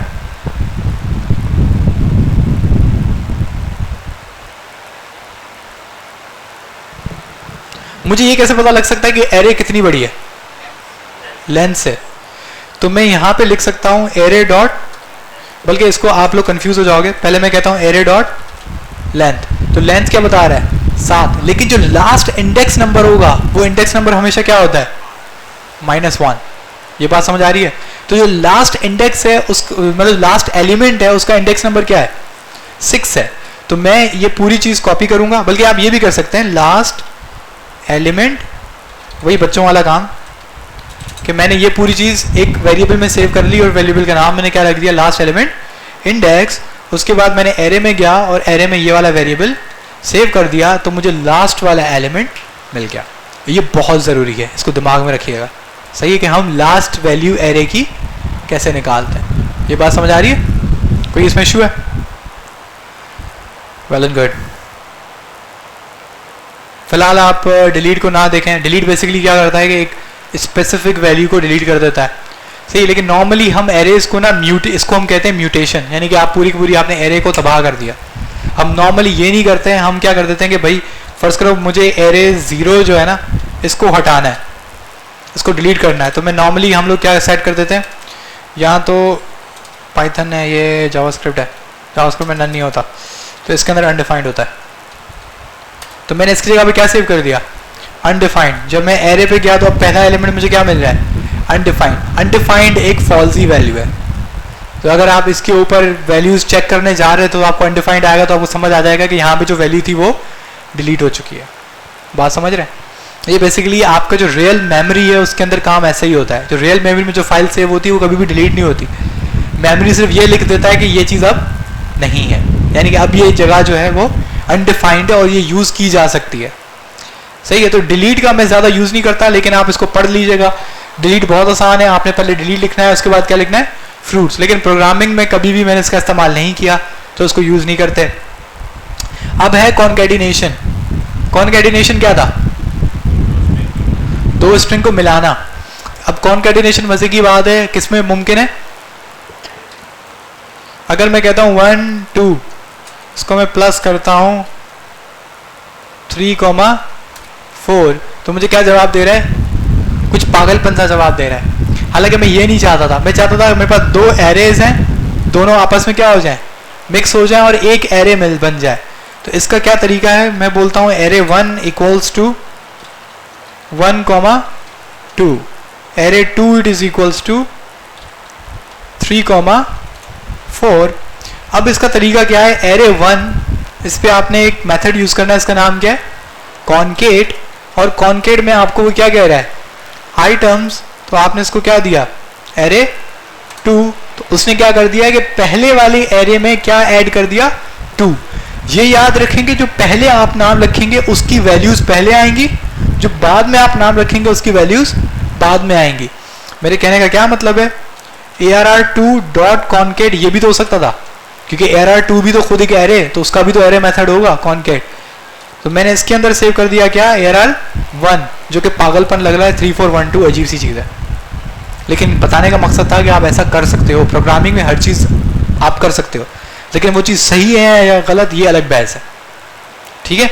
लेकिन वो चीज़ पॉसिबिलिटी है, क्योंकि वो प्रोग्रामिंग लैंग्वेज है, वो आपका एक सॉफ्टवेयर नहीं है कि आपने क्लोज को किया तो आपका प्रोग्राम क्लोज हो गया, आपने मिनिमाइज को किया तो आपका प्रोग्राम मिनिमाइज हो गया। उसमें आपकी जो पावर है वो लिमिटेड है।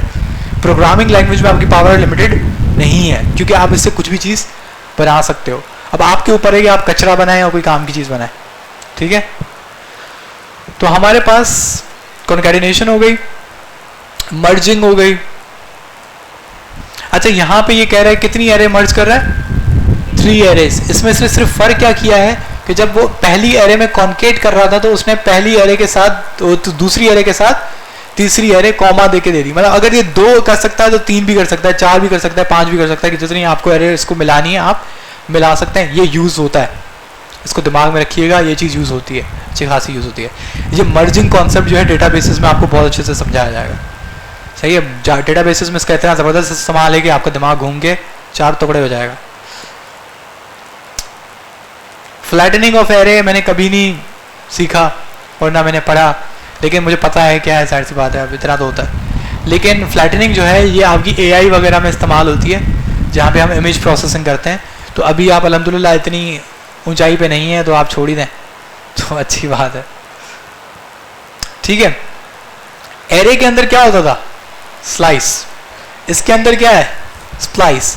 काम एक है, नाम थोड़ा अलग है, सही है। एग्जैक्ट सेम नेम है लेकिन काम थोड़ा अलग है।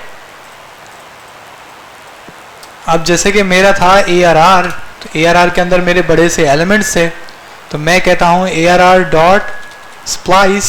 अब स्प्लाइस में मुझे वो क्या कह रहा है, स्टार्ट। वो कह रहा है कहां से स्टार्ट करूं। दूसरा क्या कह रहा है, डिलीट काउंट, सही है। तो स्लाइस के बिल्कुल भी एक जैसा नहीं है, थोड़ा सा अलग भी है। अब ये क्या कह रहे हैं कि पहली वैल्यू आप देंगे, मैं शुरू कहां से करूं। मैं इसको बोला हूं कहां से शुरू करूं, 0 से। मैं मुझे पूछ रहा है कि डिलीट काउंट, कितनी वैल्यूज डिलीट करूं। मैं इसको बोल रहा हूं 1, ARR.splice। मैंने किया एंटर, तो इसने नीचे मुझे क्या दे दिया, अनडिफाइंड, क्योंकि पहले 0 पे क्या पड़ा था, अनडिफाइंड। और मैंने इसको कितनी वैल्यूज डिलीट करने को कहा, एक ही। तो पहली वाली उसने अनडिफाइंड वाली वैल्यू को डिलीट किया। अब जरा ARR देखें तो मेरे पास अनडिफाइंड अवेलेबल नहीं है। मैंने आपको डिलीट क्यों नहीं पढ़ाया, क्योंकि डिलीट की जगह ये चीज़ ज़्यादा यूज अप होती है। आपको बात समझ आ रही है? सही है। इसका अच्छा एक और भी कमाल का यूज होता है, ये मेरे पास ऐसे अवेलेबल है, ठीक है। मैं आपको कहता हूं ARR.splice 0 से स्टार्ट करो, कितनी वैल्यू उड़ा दो, 2 उड़ा दो, लेकिन मैंगो बेरीज देखते हैं क्या होता है, ठीक है। मैंने किया एंटर, तो इसने कौन कौन सी 2 वैल्यूज उड़ा दी, सेकंड एलिमेंट और सी। क्यों? क्योंकि 0 इंडेक्स पे अब क्या पड़ा था, सेकंड एलिमेंट पड़ा था, तो उसने 0 एलिमेंट उड़ाया। क्योंकि मैंने यहां पे बोला था 2 चीजें उड़ानी है, तो वो उसके अगली वाली वैल्यू पे क्या, जो कि क्या थी सी, उसने उसको भी उड़ा दिया। तो अब जरा देखते हैं ARR में क्या बचा। तो कमाल की चीज ये हुई कि सेकंड एलिमेंट और सी की जगह उसने क्या सेव कर दिया, मैंगो और बेरीज। तो स्प्लाइस से आप 2 काम लेते हो, पहला आप उसको ये बताते हो कि कौन सी पोजीशन पे कितनी वैल्यूज को डिलीट करना है, दूसरा आप उसको ये भी बता सकते हो कि एरे के बीच में अगर आपने कोई वैल्यू ऐड करवानी है। क्योंकि आपको ये सवाल होना चाहिए था कि जब मैंने पुश पॉप और शिफ्ट अनशिफ्ट पढ़ाया कि एंड में ऐड कर सकते हैं, स्टार्ट में ऐड कर सकते हैं, अगर बीच में ऐड करना हो तो क्या करेंगे। बात समझ आ रही है? एंड में भी ऐड मुमकिन है पुश के जरिए, स्टार्ट में भी ऐड मुमकिन है अनशिफ्ट के जरिए।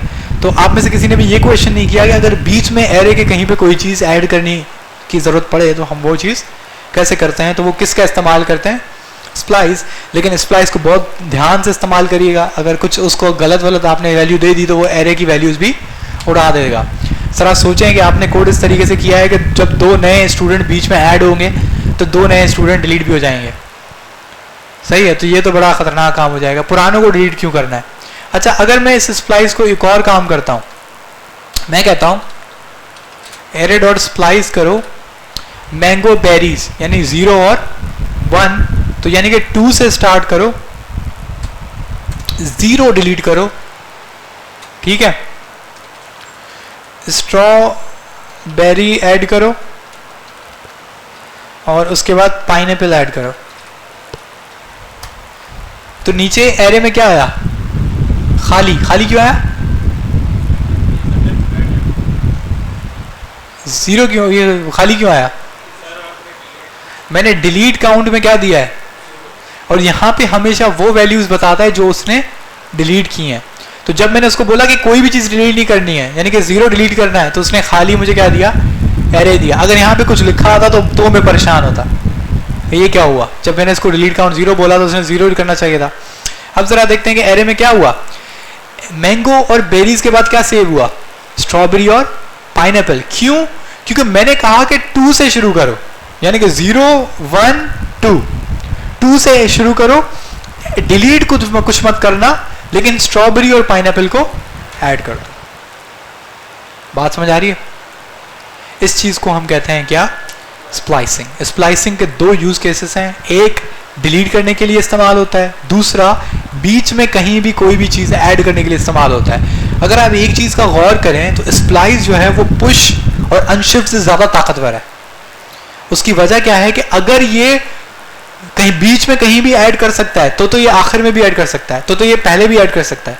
इसका मतलब है ये पुश एंड अनशिफ्ट का भी मिक्स है, और इसके पास एक और ज्यादा ताकत है, ये बीच में कहीं भी ऐड कर सकता है। स्प्लाइस और स्लाइस जो कि स्ट्रिंग में था, लोग इसमें बहुत, इवन मैं भी शुरू में बहुत कंफ्यूज करता था। मतलब स्लाइस स्ट्रिंग का मेथड है, स्प्लाइस एरे का मेथड है। बात समझ आ रही है? तो बहुत ज्यादा लोग गलती करते हैं कि वो स्ट्रिंग में क्या लगा देते हैं, स्प्लाइस, फिर बोलते हैं काम क्यों नहीं कर रहा। ये बहुत मिस्टेक होती है क्योंकि दोनों आपस में नाम जो है बहुत मिलते जुलते हैं। इवन अभी भी थोड़ी देर पहले जब मैं स्ट्रिंग मेथड की मैं बात कर रहा था तो मेरे तकरीबन गले तक आ गया था स्प्लाइस, तो मैंने खुद को रोक के मैंने पहले देखा स्ट्रिंग मेथड है ना कि ये स्लाइस था, मैंने कंफर्म किया स्लाइस ही था, क्योंकि दोनों आपस में इतने मिलते जुलते हैं। और इसमें आपकी गलती नहीं है क्योंकि स्ट्रिंग और एरे जो हैं वो आपस में बहुत मैच करते हैं, क्योंकि दोनों किस टाइप के डेटा टाइप्स हैं, itinerary type of data types हैं। आइटिनरी वो डेटा टाइप होती है जिसके ऊपर लूपिंग हो सके। अब ये क्या कह रहा हूँ मैं, अगेन मैंने जैसा कहा, आप थोड़ा और आगे बढ़ेंगे तो आपको ये बात समझ जाएंगे आप कि मैं क्या बकवास कर रहा हूँ। सही है। तो स्प्लाइस आपने पढ़ा, इसके अंदर भी मजे की बात है, स्लाइस है, लेकिन स्लाइस का काम स्प्लाइस कर लेता है। आप स्प्लाइस को पक्का कर लें, आप स्लाइस का काम उसी से निकाल लेंगे, सही है, इसका कोई इतनी कोई बड़ी बात नहीं है। लेकिन अगर स्लाइस को अगर आप थोड़ा समझना चाहें तो स्लाइस का वही काम है कि ये एरे में से कोई भी चीज़ें उठा के ले आ सकता है। मतलब आप उसको कहें कि 2 से स्टार्ट करो, 5 तक जो वैल्यूज़ हैं वो मुझे लेकर आके दो, तो वो डिलीट विलीट कुछ नहीं करेगा, सिर्फ वो आपको निकाल के देगा। तो इसको हम क्या कह रहे हैं, स्लाइसिंग, क्योंकि स्लाइसिंग का मैंने आपको क्या बोला था, काटना। लेकिन प्राइमरीली ये किसका मेथड है, ये स्ट्रिंग मेथड है। यहाँ पे क्योंकि आप एरे को कन्वर्ट कर सकते हैं किसमें, स्ट्रिंग में, तो ये काम सेम वही कर रहा है, सही है। तो टू स्ट्रिंग, हाँ, ये मिनिमम मैक्स वैल्यूज, ये बड़ी यूजेज इनकी अच्छी खासी होती है। अब मिनिमम मैक्स वैल्यू वहीं पे यूज होती हैं जैसे मार्क्स। अब मार्क्स में है लेट्स से 99, 200, 150, 80, 70, 35। अब हमारे पास कुछ एरे है जिसके अंदर क्या सेव है, मार्क्स है। तो यहाँ पे आपके पास एरे मेथड है मार्क्स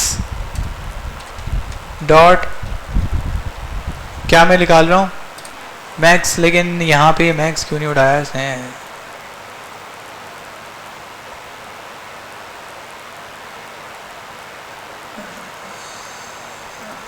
एक मिनट में पाइथन का तो नहीं कर रहा हूँ,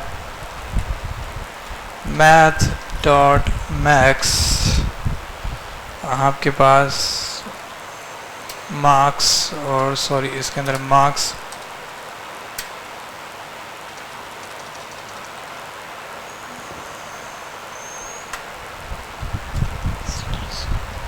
क्या हो गया,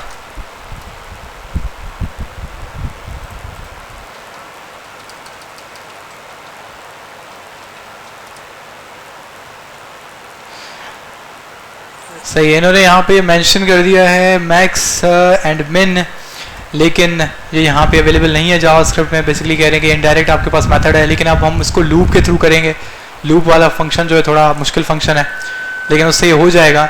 लेकिन मेरे दिमाग में था क्योंकि पाइथन जो है उसके अंदर ये सिंपल है, आप सिंपल मैक्स करते हैं, उसके अंदर आप एरे लिखते हैं 2, 5, 7, 9 कुछ भी, और आप एंटर मारते हैं तो आपको वो क्या कर देता है, मैक्सिमम वैल्यू दे देता है। उसके बाद आपकी जो मिनिमम वैल्यू है वो भी आप ऐसे ही निकाल सकते हैं, और सम वैल्यू है वो भी आप निकाल, सम समझते हैं, वो सारे एरे के एलिमेंट्स को क्या कर देता है, प्लस कर देता है।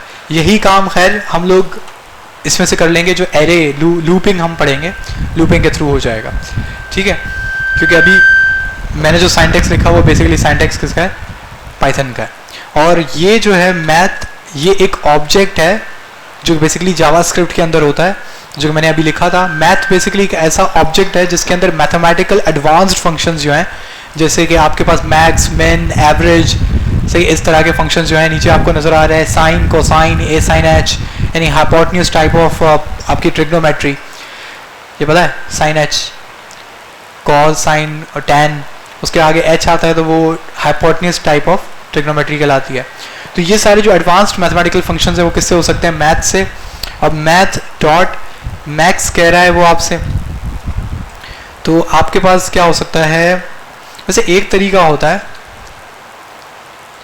आप मार्क्स, करेक्ट, निकाल लिया। लेकिन ये जो तरीका है ये बेसिकली रिएक्ट में इस्तेमाल होता है, तो हम इसको तब पढ़ेंगे, सही है। जिस फिलहाल आप इसको दिमाग में लगाएं कि ये क्या हुआ, अभी इसको ना पढ़े। तो बेसिकली अभी मुझे नज़र आ रहा है कि इन्होंने शायद ES6 जो है उसके अंदर जो रिएक्ट के अंदर चीज़ें इस्तेमाल होती थी वो काफ़ी चीज़ें इसमें इनकॉर्पोरेट कर दी हैं। क्योंकि अभी आप जब रिएक्ट में आओगे तो आपको थोड़ी सी अलग दुनिया दिखेगी, आपको बताएंगे कि जावास्क्रिप्ट में थोड़ा सा ऐसे होता था, इधर ये ऐसे होता है। तो कुछ न्यू चीज़ें हैं जो रिएक्ट में होती हैं, तो ख़ास कुछ चीज़ें हैं जो जावास्क्रिप्ट ने रिएक्ट की, इम्प्लीमेंट की हैं, कुछ नहीं की। एक एग्जाम्पल तो थी, ये मुझे नहीं पता था इन्होंने ये किया हुआ है, एक एग्जाम्पल थी वो है एरो फंक्शंस की। एरो फंक्शंस पहले जस्ट रिएक्ट में थे, अब यहाँ पे जावास्क्रिप्ट में भी अवेलेबिलिटी है। तो बहुत सारी टर्नरी ऑपरेटर्स हैं, वो पहले जस्ट रिएक्ट में थे, अब वो यहाँ भी अवेलेबल हैं। तो कुछ चीज़ें हैं जो वहाँ पे अवेलेबल हैं, अब यहाँ पे नहीं है, लेकिन अब हो सकता है। लेकिन ये एक तरीका है कि मैंने क्या निकाल लिया है अपनी एरे में से, मैक्सिमम वैल्यू। तो इसका मतलब है कि अगर मैथ डॉट मिन करेंगे और मैं डॉट डॉट लिखूंगा और मैं मार्क्स करूंगा तो मुझे वो क्या दे देगा, मिनिमम वैल्यू। बेसिकली ये जो चीज़ हम कर रहे हैं ये हम कर रहे हैं डीस्ट्रक्चरिंग। डीस्ट्रक्चरिंग क्या होती है कि जब आप एरे के आगे क्या लगा देते हो, 3 डॉट, और उसके बाद एरे का नाम लिख लेते हो। अभी आपको ये शो नहीं करेगा क्योंकि इसका मकसद क्या होता है कि वो एरे के जो वैल्यूज़ होती हैं वो उनको ब्रेकआउट कर देता है। जैसे कि आपके पास अगर आप इसमें ये चीज़ करेंगे, यानी कि जो मिनिमम का फंक्शन है वो एरे रिसीव नहीं कर रहा है, सही है। अगर आप 2, 5, 6, 8, 9 तो आप कह रहे हैं वो क्या एरर दे रहा है, NaN नॉट अ नंबर। वो एरर दे रहा है कि मैं क्या रिसीव कर सकता हूँ, सिर्फ नंबर। तो ये जो डॉट डॉट डॉट 3 लगा रहा हूं मैं, वो क्या करता है, वो सिंपली ये जो स्क्वायर ब्रैकेट्स हैं इनको मैंने क्या कर दिया,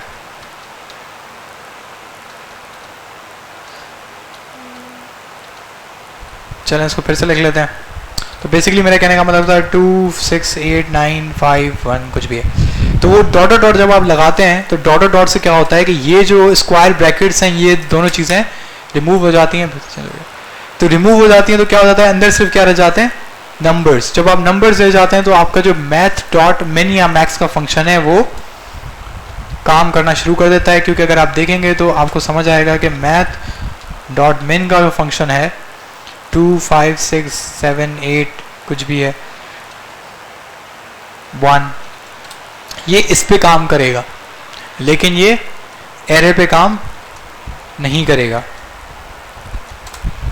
सही है। तो मैंने बेसिकली एक टेक्निक इस्तेमाल की, डॉट डॉट मार्क्स।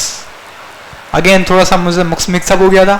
यही चीज़ मैंने ट्राई की थी, शायद आपने थोड़ा सा नोट किया होगा, मैंने ये किया था, स्टेरिस्क मैंने लगाया था। तो जावा स्क्रिप्ट में ये सेम काम 3 डॉट लगाने से होता है और पाइथन में ये सेम काम स्टेरिस्क लगाने से होता है कि वो आपकी जो एरे है उसके स्क्वायर ब्रैकेट्स को ख़त्म कर देता है और आपकी वैल्यूज़ को अनपैक कर देता है। इसके बहुत से नाम हैं, अनपैकिंग कहते हैं, डीस्ट्रक्चरिंग कहते हैं, बहुत सारे नाम।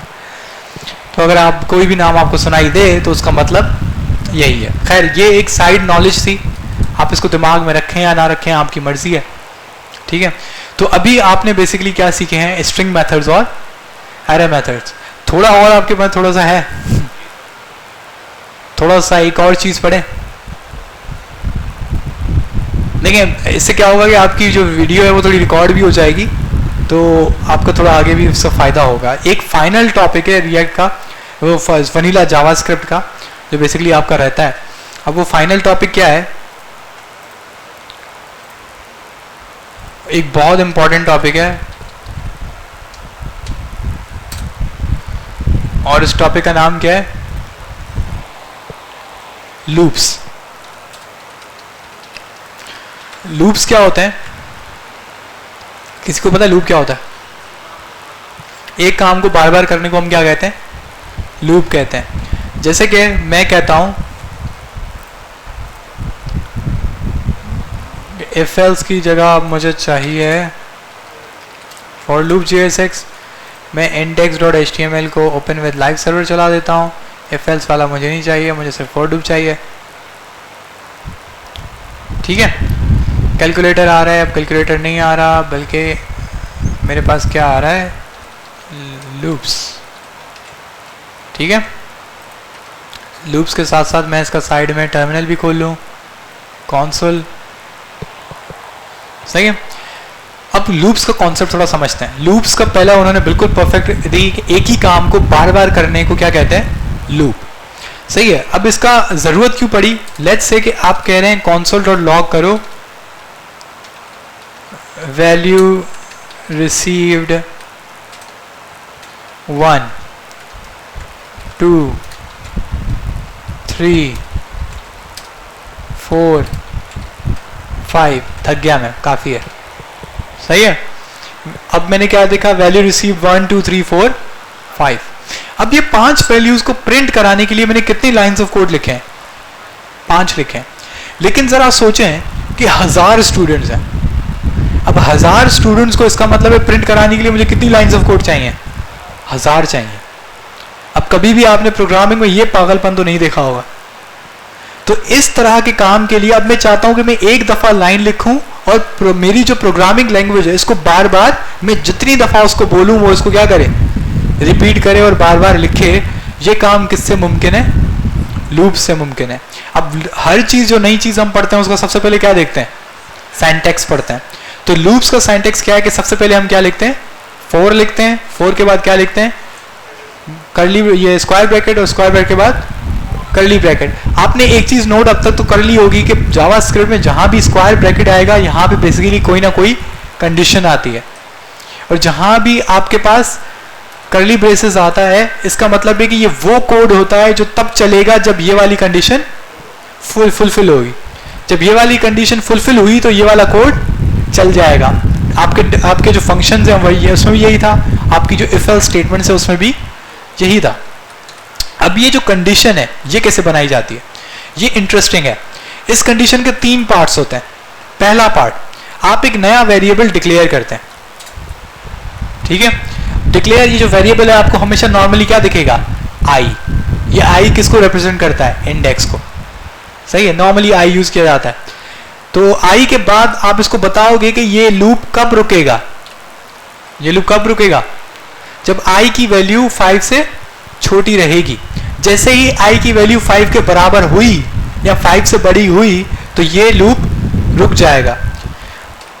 अच्छा, एक चीज नोट करें, ये मैं कॉमा नहीं दे रहा हूं, मैं सेमी कॉलन दे रहा हूं। ये चीज नोट कीजिएगा, ये बच्चे बहुत गलती करते हैं। ये किसी को याद है क्या चीज है? Post increment. क्या चीज है? पोस्ट इंक्रीमेंट क्यों है? क्योंकि प्लस प्लस आई के बाद है। अब यहां पे हो क्या रहा है? ये पूरी एक कहानी है। ये कह रहा है सबसे पहले कि एक नया वेरिएबल बनाओ जिसका नाम क्या है? आई। इस आई को इनिशियलाइज करो कहां से? 0 से। यानी कि आई की पहली वैल्यू क्या है? 0। ये लूप कब रुकेगा? जब आई की वैल्यू 5 से कम रहेगी। उसके बाद जब कोड आपका पूरा चल जाए उसके बाद आई में क्या कर दो? +1। पूरा कोड चल जाए मैंने क्यों कहा? नहीं, मैंने कहा कि जब सारा कोड चल जाए तब इसमें +1 हो, यानी ये वाला चले।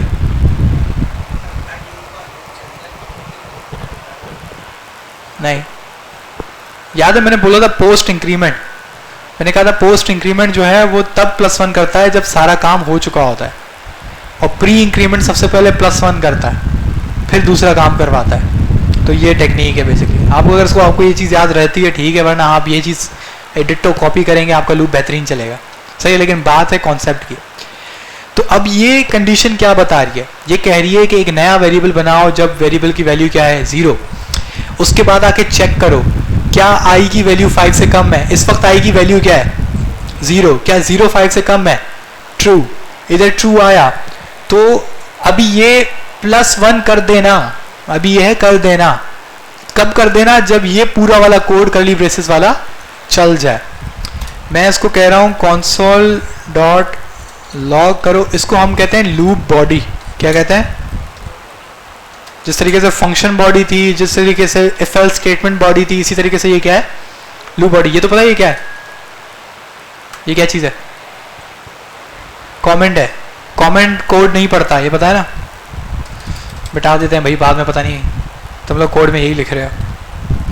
console डॉट लॉग, ठीक है।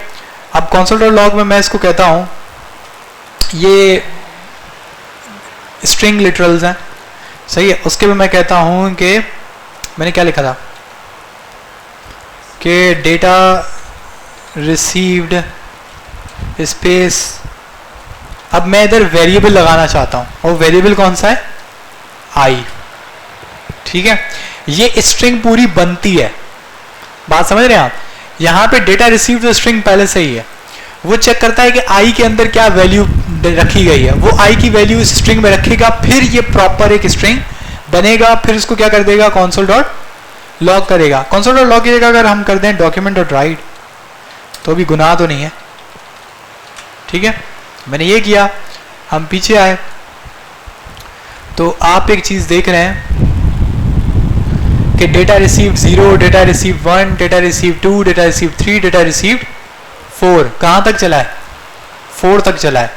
अच्छा, ये 0 से स्टार्ट कर रहा है। 0 से स्टार्ट क्यों कर रहा है? क्योंकि मैंने आई की वैल्यू कहां से शुरू की है? 0 से। आप इंडेक्स हमेशा कहीं से शुरू करते हो, 0। अब मेरे पास एक तरीका है, मैं इसको 1 कर दूं और इसको क्या कर दूं 6 कर दूं, तो अब क्या बोलेगा 1 2। अच्छा इसको थोड़ा साफ करते हैं, मैं कह रहा हूं डॉक्यूमेंट डॉट राइट करो, लेकिन राइट क्या करो,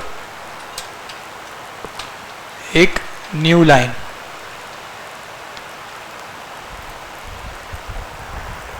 नहीं BR, सॉरी, लगता है पाइथन मेरे सर पे ज़्यादा चढ़ गई है। सही है, ये \n जो है पाइथन में यूज़ होता है न्यू लाइन देने के लिए। तो खैर, तो हमने BR दिया जो कि हमारा HTML का बहुत पुराना कोड है। उस पर क्या हुआ, अब इसमें न्यू स्पेसिंग्स भी आ गई, data receive 1, data receive 2, data 3 और 4। लेकिन हम ये काम नॉर्मली नहीं करते, क्योंकि इंडेक्स हमेशा कहाँ से शुरू होता है 0 से। तो ये 0 से ही शुरू करेंगे और इसको कहाँ पे ख़त्म करेंगे 5 पे। हम क्या कर सकते थे, इधर क्या कर दूं मैं, इधर मैं +1 कर दूंगा तो भी मेरा आंसर क्या आएगा 1 2 3 और 5, क्योंकि i की वैल्यू जब 0 थी तो उसमें +1 हो गया, क्या हो गया 1 हो गया। जब i की वैल्यू 1 थी +1 हो गया, क्या हो गया 2 हो गया। अब देखें डेटा रिसीव्ड 5, सही है। जब i की वैल्यू, बल्कि यहाँ पे पहले ना ये करें कि i लिखें ताकि आपको समझ आए कि हो क्या रहा है। आखिरी वैल्यू क्या प्रिंट हुई है 4। जब i में 4 सेव हो गया था, यानी कि ये प्रिंट हो गया, i में 4 हो गया, हम यहाँ पे पहुंच गए, कोड खत्म हो गया, 4 प्रिंट हो गया। जब ये पूरा कोड चल जाए तो उसमें क्या कर देना +1, तो 4 में +1 हुआ तो क्या हुआ 5, तो ये घूम के फिर ऊपर आया, फिर घूम के ऊपर आया इस कंडीशन में। ये सिर्फ पहली दफा चलता है, सही है। उसके बाद क्या चीज चलती है, ये 2। ये बात समझ आ रही है। तो ये आगे चेक किया, ये तो i में इस वक्त है 5, क्या 5 से छोटा है, नहीं 5 छोटा नहीं है, तो ये 4 पर ये लूप ब्रेक हो चुका है। ये बात समझ आ रही है। एक और चीज हम कर सकते थे, अगर मैं इधर लगा लेता इक्वल टू, सॉरी इधर मैं लगा देता इक्वल टू, तो इक्वल टू में 0 1 2 3 4 और 5 आ गया, क्योंकि अब 5 इज इक्वल टू 5 भी कंडीशन में अवेलेबल है, तो ये कंडीशन 5 इक्वल टू 5 पे इक्वल यानी कि ट्रू हो जाएगी, तो हमारे पास डेटा रिसीव 5 भी प्रिंट हो जाएगा। और अब 5 की जगह कितनी वैल्यूज प्रिंट हुई हैं, 6 वैल्यूज प्रिंट हुई हैं, क्योंकि 0 1 2 3 4 और 5, तो 6 टोटल वैल्यूज, 0 से स्टार्ट 6 पे 5 पे एंडिंग। तो ये हमारे पास क्या चीज कहलाती है, लूप्स, सही है। ये हम कहलाते हैं लूप। अब इस लूप के जरिए आप इसको कितना भी चला सकते हैं। अब इस लूप को मैं कह सकता हूं क्या करो 10 करो, तो ये कहां तक गया 10 तक गया। मैं इसको कहता हूं कि तुम चलो 1000 10,000 बार, सही है। तो मैंने बिल्कुल देखिए कितना फास्ट है प्रोग्राम है ना, तो कितना फास्ट है। तो इसने 10,000 लाइंस लिख भी दी, ठीक है। मैंने उसको बोला कि 1 लाख लिखो, तो अब थोड़ा टाइम लिया इसने, सही है। अब मैं जब नीचे गया तो मेरे पास क्या आ गई 1 लाख लाइनें आ गई। अब अगर मैंने एक और 0 लगाया, अब देखिए ये कंप्यूटर को ना एक्चुअली स्लो करता है। प्रोग्रामिंग लैंग्वेज में जो चीज़ प्रोसेसर को स्लो करने वाली होती है ना सबसे ज़्यादा, वो क्या होता है लूप। आपको पता है कुछ दिन पहले ट्विटर वो गिरा था, ट्विटर डाउन हुआ है कुछ दिन पहले, थोड़ी टाइम 4-5 घंटे के लिए मेरे ख्याल से डाउन रहा था। और उसका रीज़न आपने पढ़ा, उसका रीज़न था कि किसी प्रोग्रामर ने गलती से ना एक इनफाइनाइट लूप लगा दिया था। इनफाइनाइट लूप क्या होता है कि जो लूप कभी ख़त्म ना हो, ठीक है। इसका मतलब है ये इनफाइनाइट लूप अभी मैं नहीं करता इसको, वरना ये तबाह हो जाएगा, मेरा पीसी हैंग हो जाएगा। इनफाइनाइट लूप ये कैसे बन सकता है, मैं इसको कंडीशन में दे दूं -1, समझ रहे हैं क्या होगा, आई किससे शुरू होगा 0 से। 0 के बाद जब ये लूप चलेगा तो उसमें +1 होगा, तो आई क्या हो जाएगा 1, लेकिन वो कंडीशन में क्या चेक करेगा -1, तो वो +1 2 3 4 5 6 7 वो जितना आगे बढ़ता जाएगा -1 तो और दूर जा रहा है और दूर जा रहा है, तो -1 पे तो कभी पहुंचेगा ही नहीं। तो इसको हम क्या कहते हैं इनफाइनाइट लूप कहते हैं, जो कभी खत्म ही नहीं हो सकता। तो ट्विटर में या तो किसी ने इलॉन मस्क से कोई दुश्मनी निकाली है या कुछ हुआ या किसी से वाकई कोई गलती हुई है, तो वहां पे किसी ने इनफाइनाइट लूप लगा दिया था और 4 घंटे के लिए तकरीबन आपका जो ट्विटर है वो डाउन रहा, जो कि एक बहुत बड़ा फ्लॉ है कि इतनी बड़ी कंपनी और उसने किसी ने ऐसे ही इनफाइनाइट लूप लगा दिया। बात समझ आ रही है? तो ये चीजें हो सकती हैं इसके साथ, सही है। ये चीज कहलाती है क्या? लूप। सबसे ज्यादा फॉर लूप ही यूज होता है, इसके अलावा एक और वाइल लूप होता है, लेकिन वाइल लूप इतना यूज नहीं होता जितना फॉर लूप। फॉर लूप सबसे ज्यादा इस्तेमाल होता है। लूप की एक और बड़ी खासियत है, आपको मैंने बताया था कि अगर हम स्टूडेंट्स का डेटा सेव करेंगे तो किसमें सेव करेंगे? एरे में। एरेज में एक ऑब्जेक्ट डालते जाएंगे, एक ऑब्जेक्ट एक स्टूडेंट का ऑब्जेक्ट होगा, सही है, और वो एरे में क्या हो जाएगा? सेव होता रहेगा। अब मैं चाहता हूं कि एक टेबल बने, उस टेबल में मेरे पास सारा जो मेरे पास स्टूडेंट्स का डेटा है वो उस टेबल में शो अप हो जाए। तो हम ये काम कर सकते हैं कि हम एरे के ऊपर क्या चला सकते हैं? लूप चला सकते हैं। हम कह सकते हैं कि एरे में जितने स्टूडेंट्स हैं उनकी क्या बना दो? टेबल बनाते जाओ। ठीक है, मेरे कहने का क्या मतलब है? अब वो कैसे मुमकिन है? मैंने बनाया कि भाई मेरे पास एक वार ARR है, मेरे पास है A, मेरे पास है B, मेरे पास है C और मेरे पास है D। ठीक है, कितने हैं? 1 2 3 और 4, 5 वैल्यूज कर देते हैं टोटली E। तो इसको हम कह देते हैं 5 वैल्यूज चले, सही है। अब मैं कहता हूं डॉक्यूमेंट डॉट राइट करो, लेकिन क्या करो? ARR एरे के अंदर जाओ और जो अभी तुम्हारा इंडेक्स नंबर चल रहा है वो वाला इंडेक्स निकाल के लाओ, सही है। अब जब i के पर 0 है तो ARR की कौन सी वैल्यू निकालेगा? 0 वाली। जब i में 1 आएगा तो ARR की कौन सी वैल्यू निकालेगा? 1 वाली। तो क्या कर रहा है? A B C D और E। इसका मतलब ये 5 जो है, क्योंकि यहाँ पे इक्वल टू लगा हुआ था तो 6 वैल्यूज आई, 5 नहीं आई। अब 5 आएंगी तो अनडिफाइंड नहीं आएगा। तो इसने एरे की सारी वैल्यूज निकाल के लाया और उसने लिखा data receive A, data receive B, C, D और E। अब ये स्टूडेंट का डेटा भी हो सकता था, जैसे कि ये है कि स्टूडेंट A, ठीक है, ये स्टूडेंट B, ये स्टूडेंट C, ये स्टूडेंट D और ये स्टूडेंट E। तो अब आपका जो data receive student A, data receive student B, C, D, तो ये स्टूडेंट्स का डेटा उधर से निकाल सकता है। लेकिन ये कोड कचरा है। उसकी वजह क्या है? कि मैंने लूप को बताया कि कितना चलना है, सही है। अब मुझे तो नहीं पता कि एरे में कितने लोग होंगे। इस वक्त तो मैंने ये एरे बनाई तो मुझे पता था कितने लोग हैं, 5 लोग हैं। क्या पता किसी ने पुश कर दिया, 6 हो गए थे, लेकिन मेरे पास डिस्प्ले कितने आएंगे? 5। छठा तो आएगा ही नहीं, क्योंकि लूप तो 5 से आगे चलता भी नहीं है। अब इसका क्या हाल हो सकता है? परफेक्ट। यहां पे जहां पे हम उसको बता रहे हैं कि कहां पे रुकना है, 5 पे, हम यहां उसको बता देंगे कि भाई एरे लेंथ से कम जगह पे रुक जाना। मैंने यहाँ एरे लेंथ दी तो सेम काम हुआ। हम एक और काम करते हैं, हम इसको कॉपी करते हैं, यानी कि हमने एक पुश किया ABCDEF, हमने नीचे कोई चेंज नहीं किया, हमने सिर्फ ऊपर एक नई वैल्यू पुश की और हमारा स्टूडेंट F ऑटोमेटिकली प्रिंट हो गया। क्यों? क्योंकि मेरा लूप क्या चेक कर रहा है? Array length. वो चेक करता है कि मैं एरे लेंथ तक चलूंगा। बात समझ आ रही है? और एरे लेंथ में मैंने -1 नहीं किया। आपको कुछ काफी जगहों पे -1 होता हुआ दिखेगा। मैंने -1 क्यों नहीं किया? क्योंकि मैंने ऑपरेटर क्या इस्तेमाल किया हुआ है? Small than. इसको ग्रेटर देन बोलते हैं, स्मॉल देन बोलते हैं, मुझे नहीं पता, सही है। खैर मुझे सिर्फ इतना पता है कि मगरमच्छ का मुंह जो है बड़े नंबर की तरफ खुलता है, उसके अलावा मुझे नहीं पता। तो खैर आपको पता लग रहा है कि एरे लेंथ का नंबर जो है वो बड़ा होगा, यानी कि इंडेक्स नंबर से एक ज्यादा होगा। लेकिन क्योंकि वो आपके पास ग्रेटर देन का साइन है तो आपका वो ऑटोमेटिकली वो चीज हैंडल कर लेगा, क्योंकि वो एक बड़े नंबर तक जाएगा ही नहीं। क्योंकि अगर 5 लेस देन 5 है तो वहीं पे लूप ब्रेक हो जाएगा। इसको टेक्निकल जबान में क्या कहते हैं? लूप को ब्रेक करना। बात समझ आ रही है?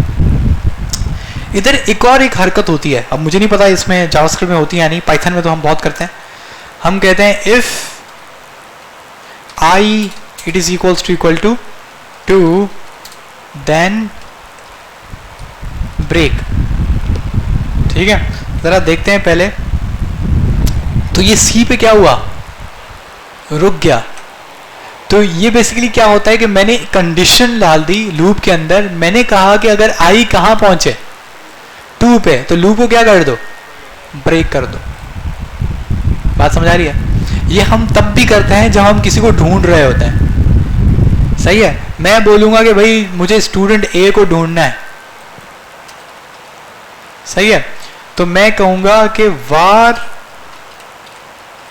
आई जब बराबर हो जाए, सॉरी वार नहीं है ये, ARR, यानी कि मेरी एरे में जो अभी मेरा इंडेक्स नंबर चल रहा है वो किसके बराबर हो जाए, स्टूडेंट ई के, तो मेरा लूप क्या कर दो, ब्रेक कर दो।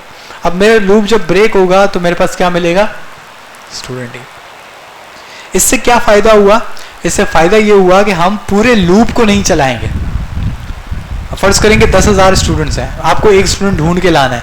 अब वो स्टूडेंट आपको मिल गया है, लेकिन आपका लूप फिर भी कब तक चलता रहेगा, जितनी एरे की लेंथ है, क्योंकि आपने कंडीशन ये बनाई हुई है, तो वो तो तब तक चलता रहेगा जब तक एरे की लेंथ है। हालांकि आपका जो वो था स्टूडेंट था आपको मिल चुका है, जैसे कि आपने यहाँ पे लिखा, एक काम हो सकता था माय स्टूडेंट, तो माय स्टूडेंट आपने लिखा कि भाई ARR आई जो अभी आपको मिला है वो किस में सेव कर दो, माय स्टूडेंट में सेव कर दो।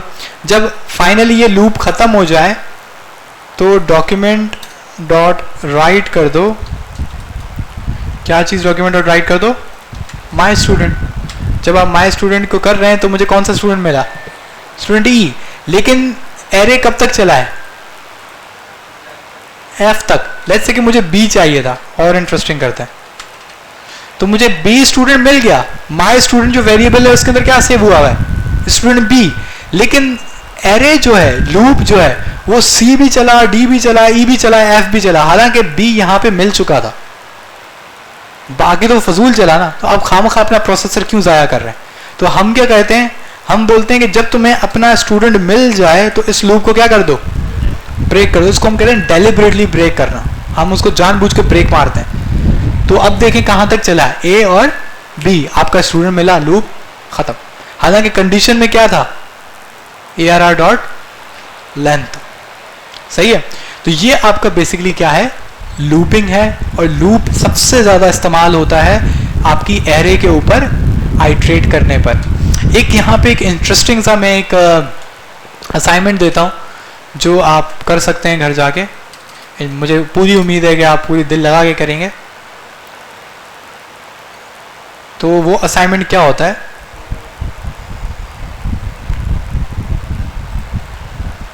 अब इससे क्या होगा कि आपके ना तकरीबन जो आपने चीज़ें पढ़ी हैं वो आपको आ जाती हैं। Create a table using JavaScript. अब इसकी डिस्क्रिप्शन में क्या है, number 1, receive the number from user whose table will be created, सही है। Receive the number of rows the user wants, ठीक है। ये दो चीज़ें हैं। अल्हम्दुलिल्लाह इसकी जो ड्यू डेट है वो अगले हफ्ते है, जुलाई 17 को। हालांकि मैं नहीं हूँगा इधर, लेकिन गूगल तो होगा मेरे पास। तो टेबल क्या होता है,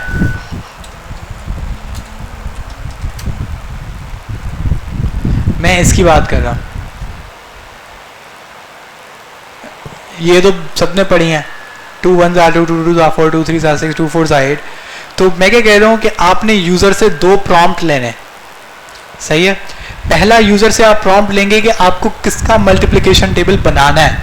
आपको 2 का टेबल चाहिए, 3 का टेबल चाहिए, 4 का टेबल चाहिए, किसका टेबल चाहिए, 15 का चाहिए, 500 का चाहिए, 500 1000 का चाहिए, किसका चाहिए। आप उससे पहला नंबर लोगे कि मैं किसका टेबल बनाऊं।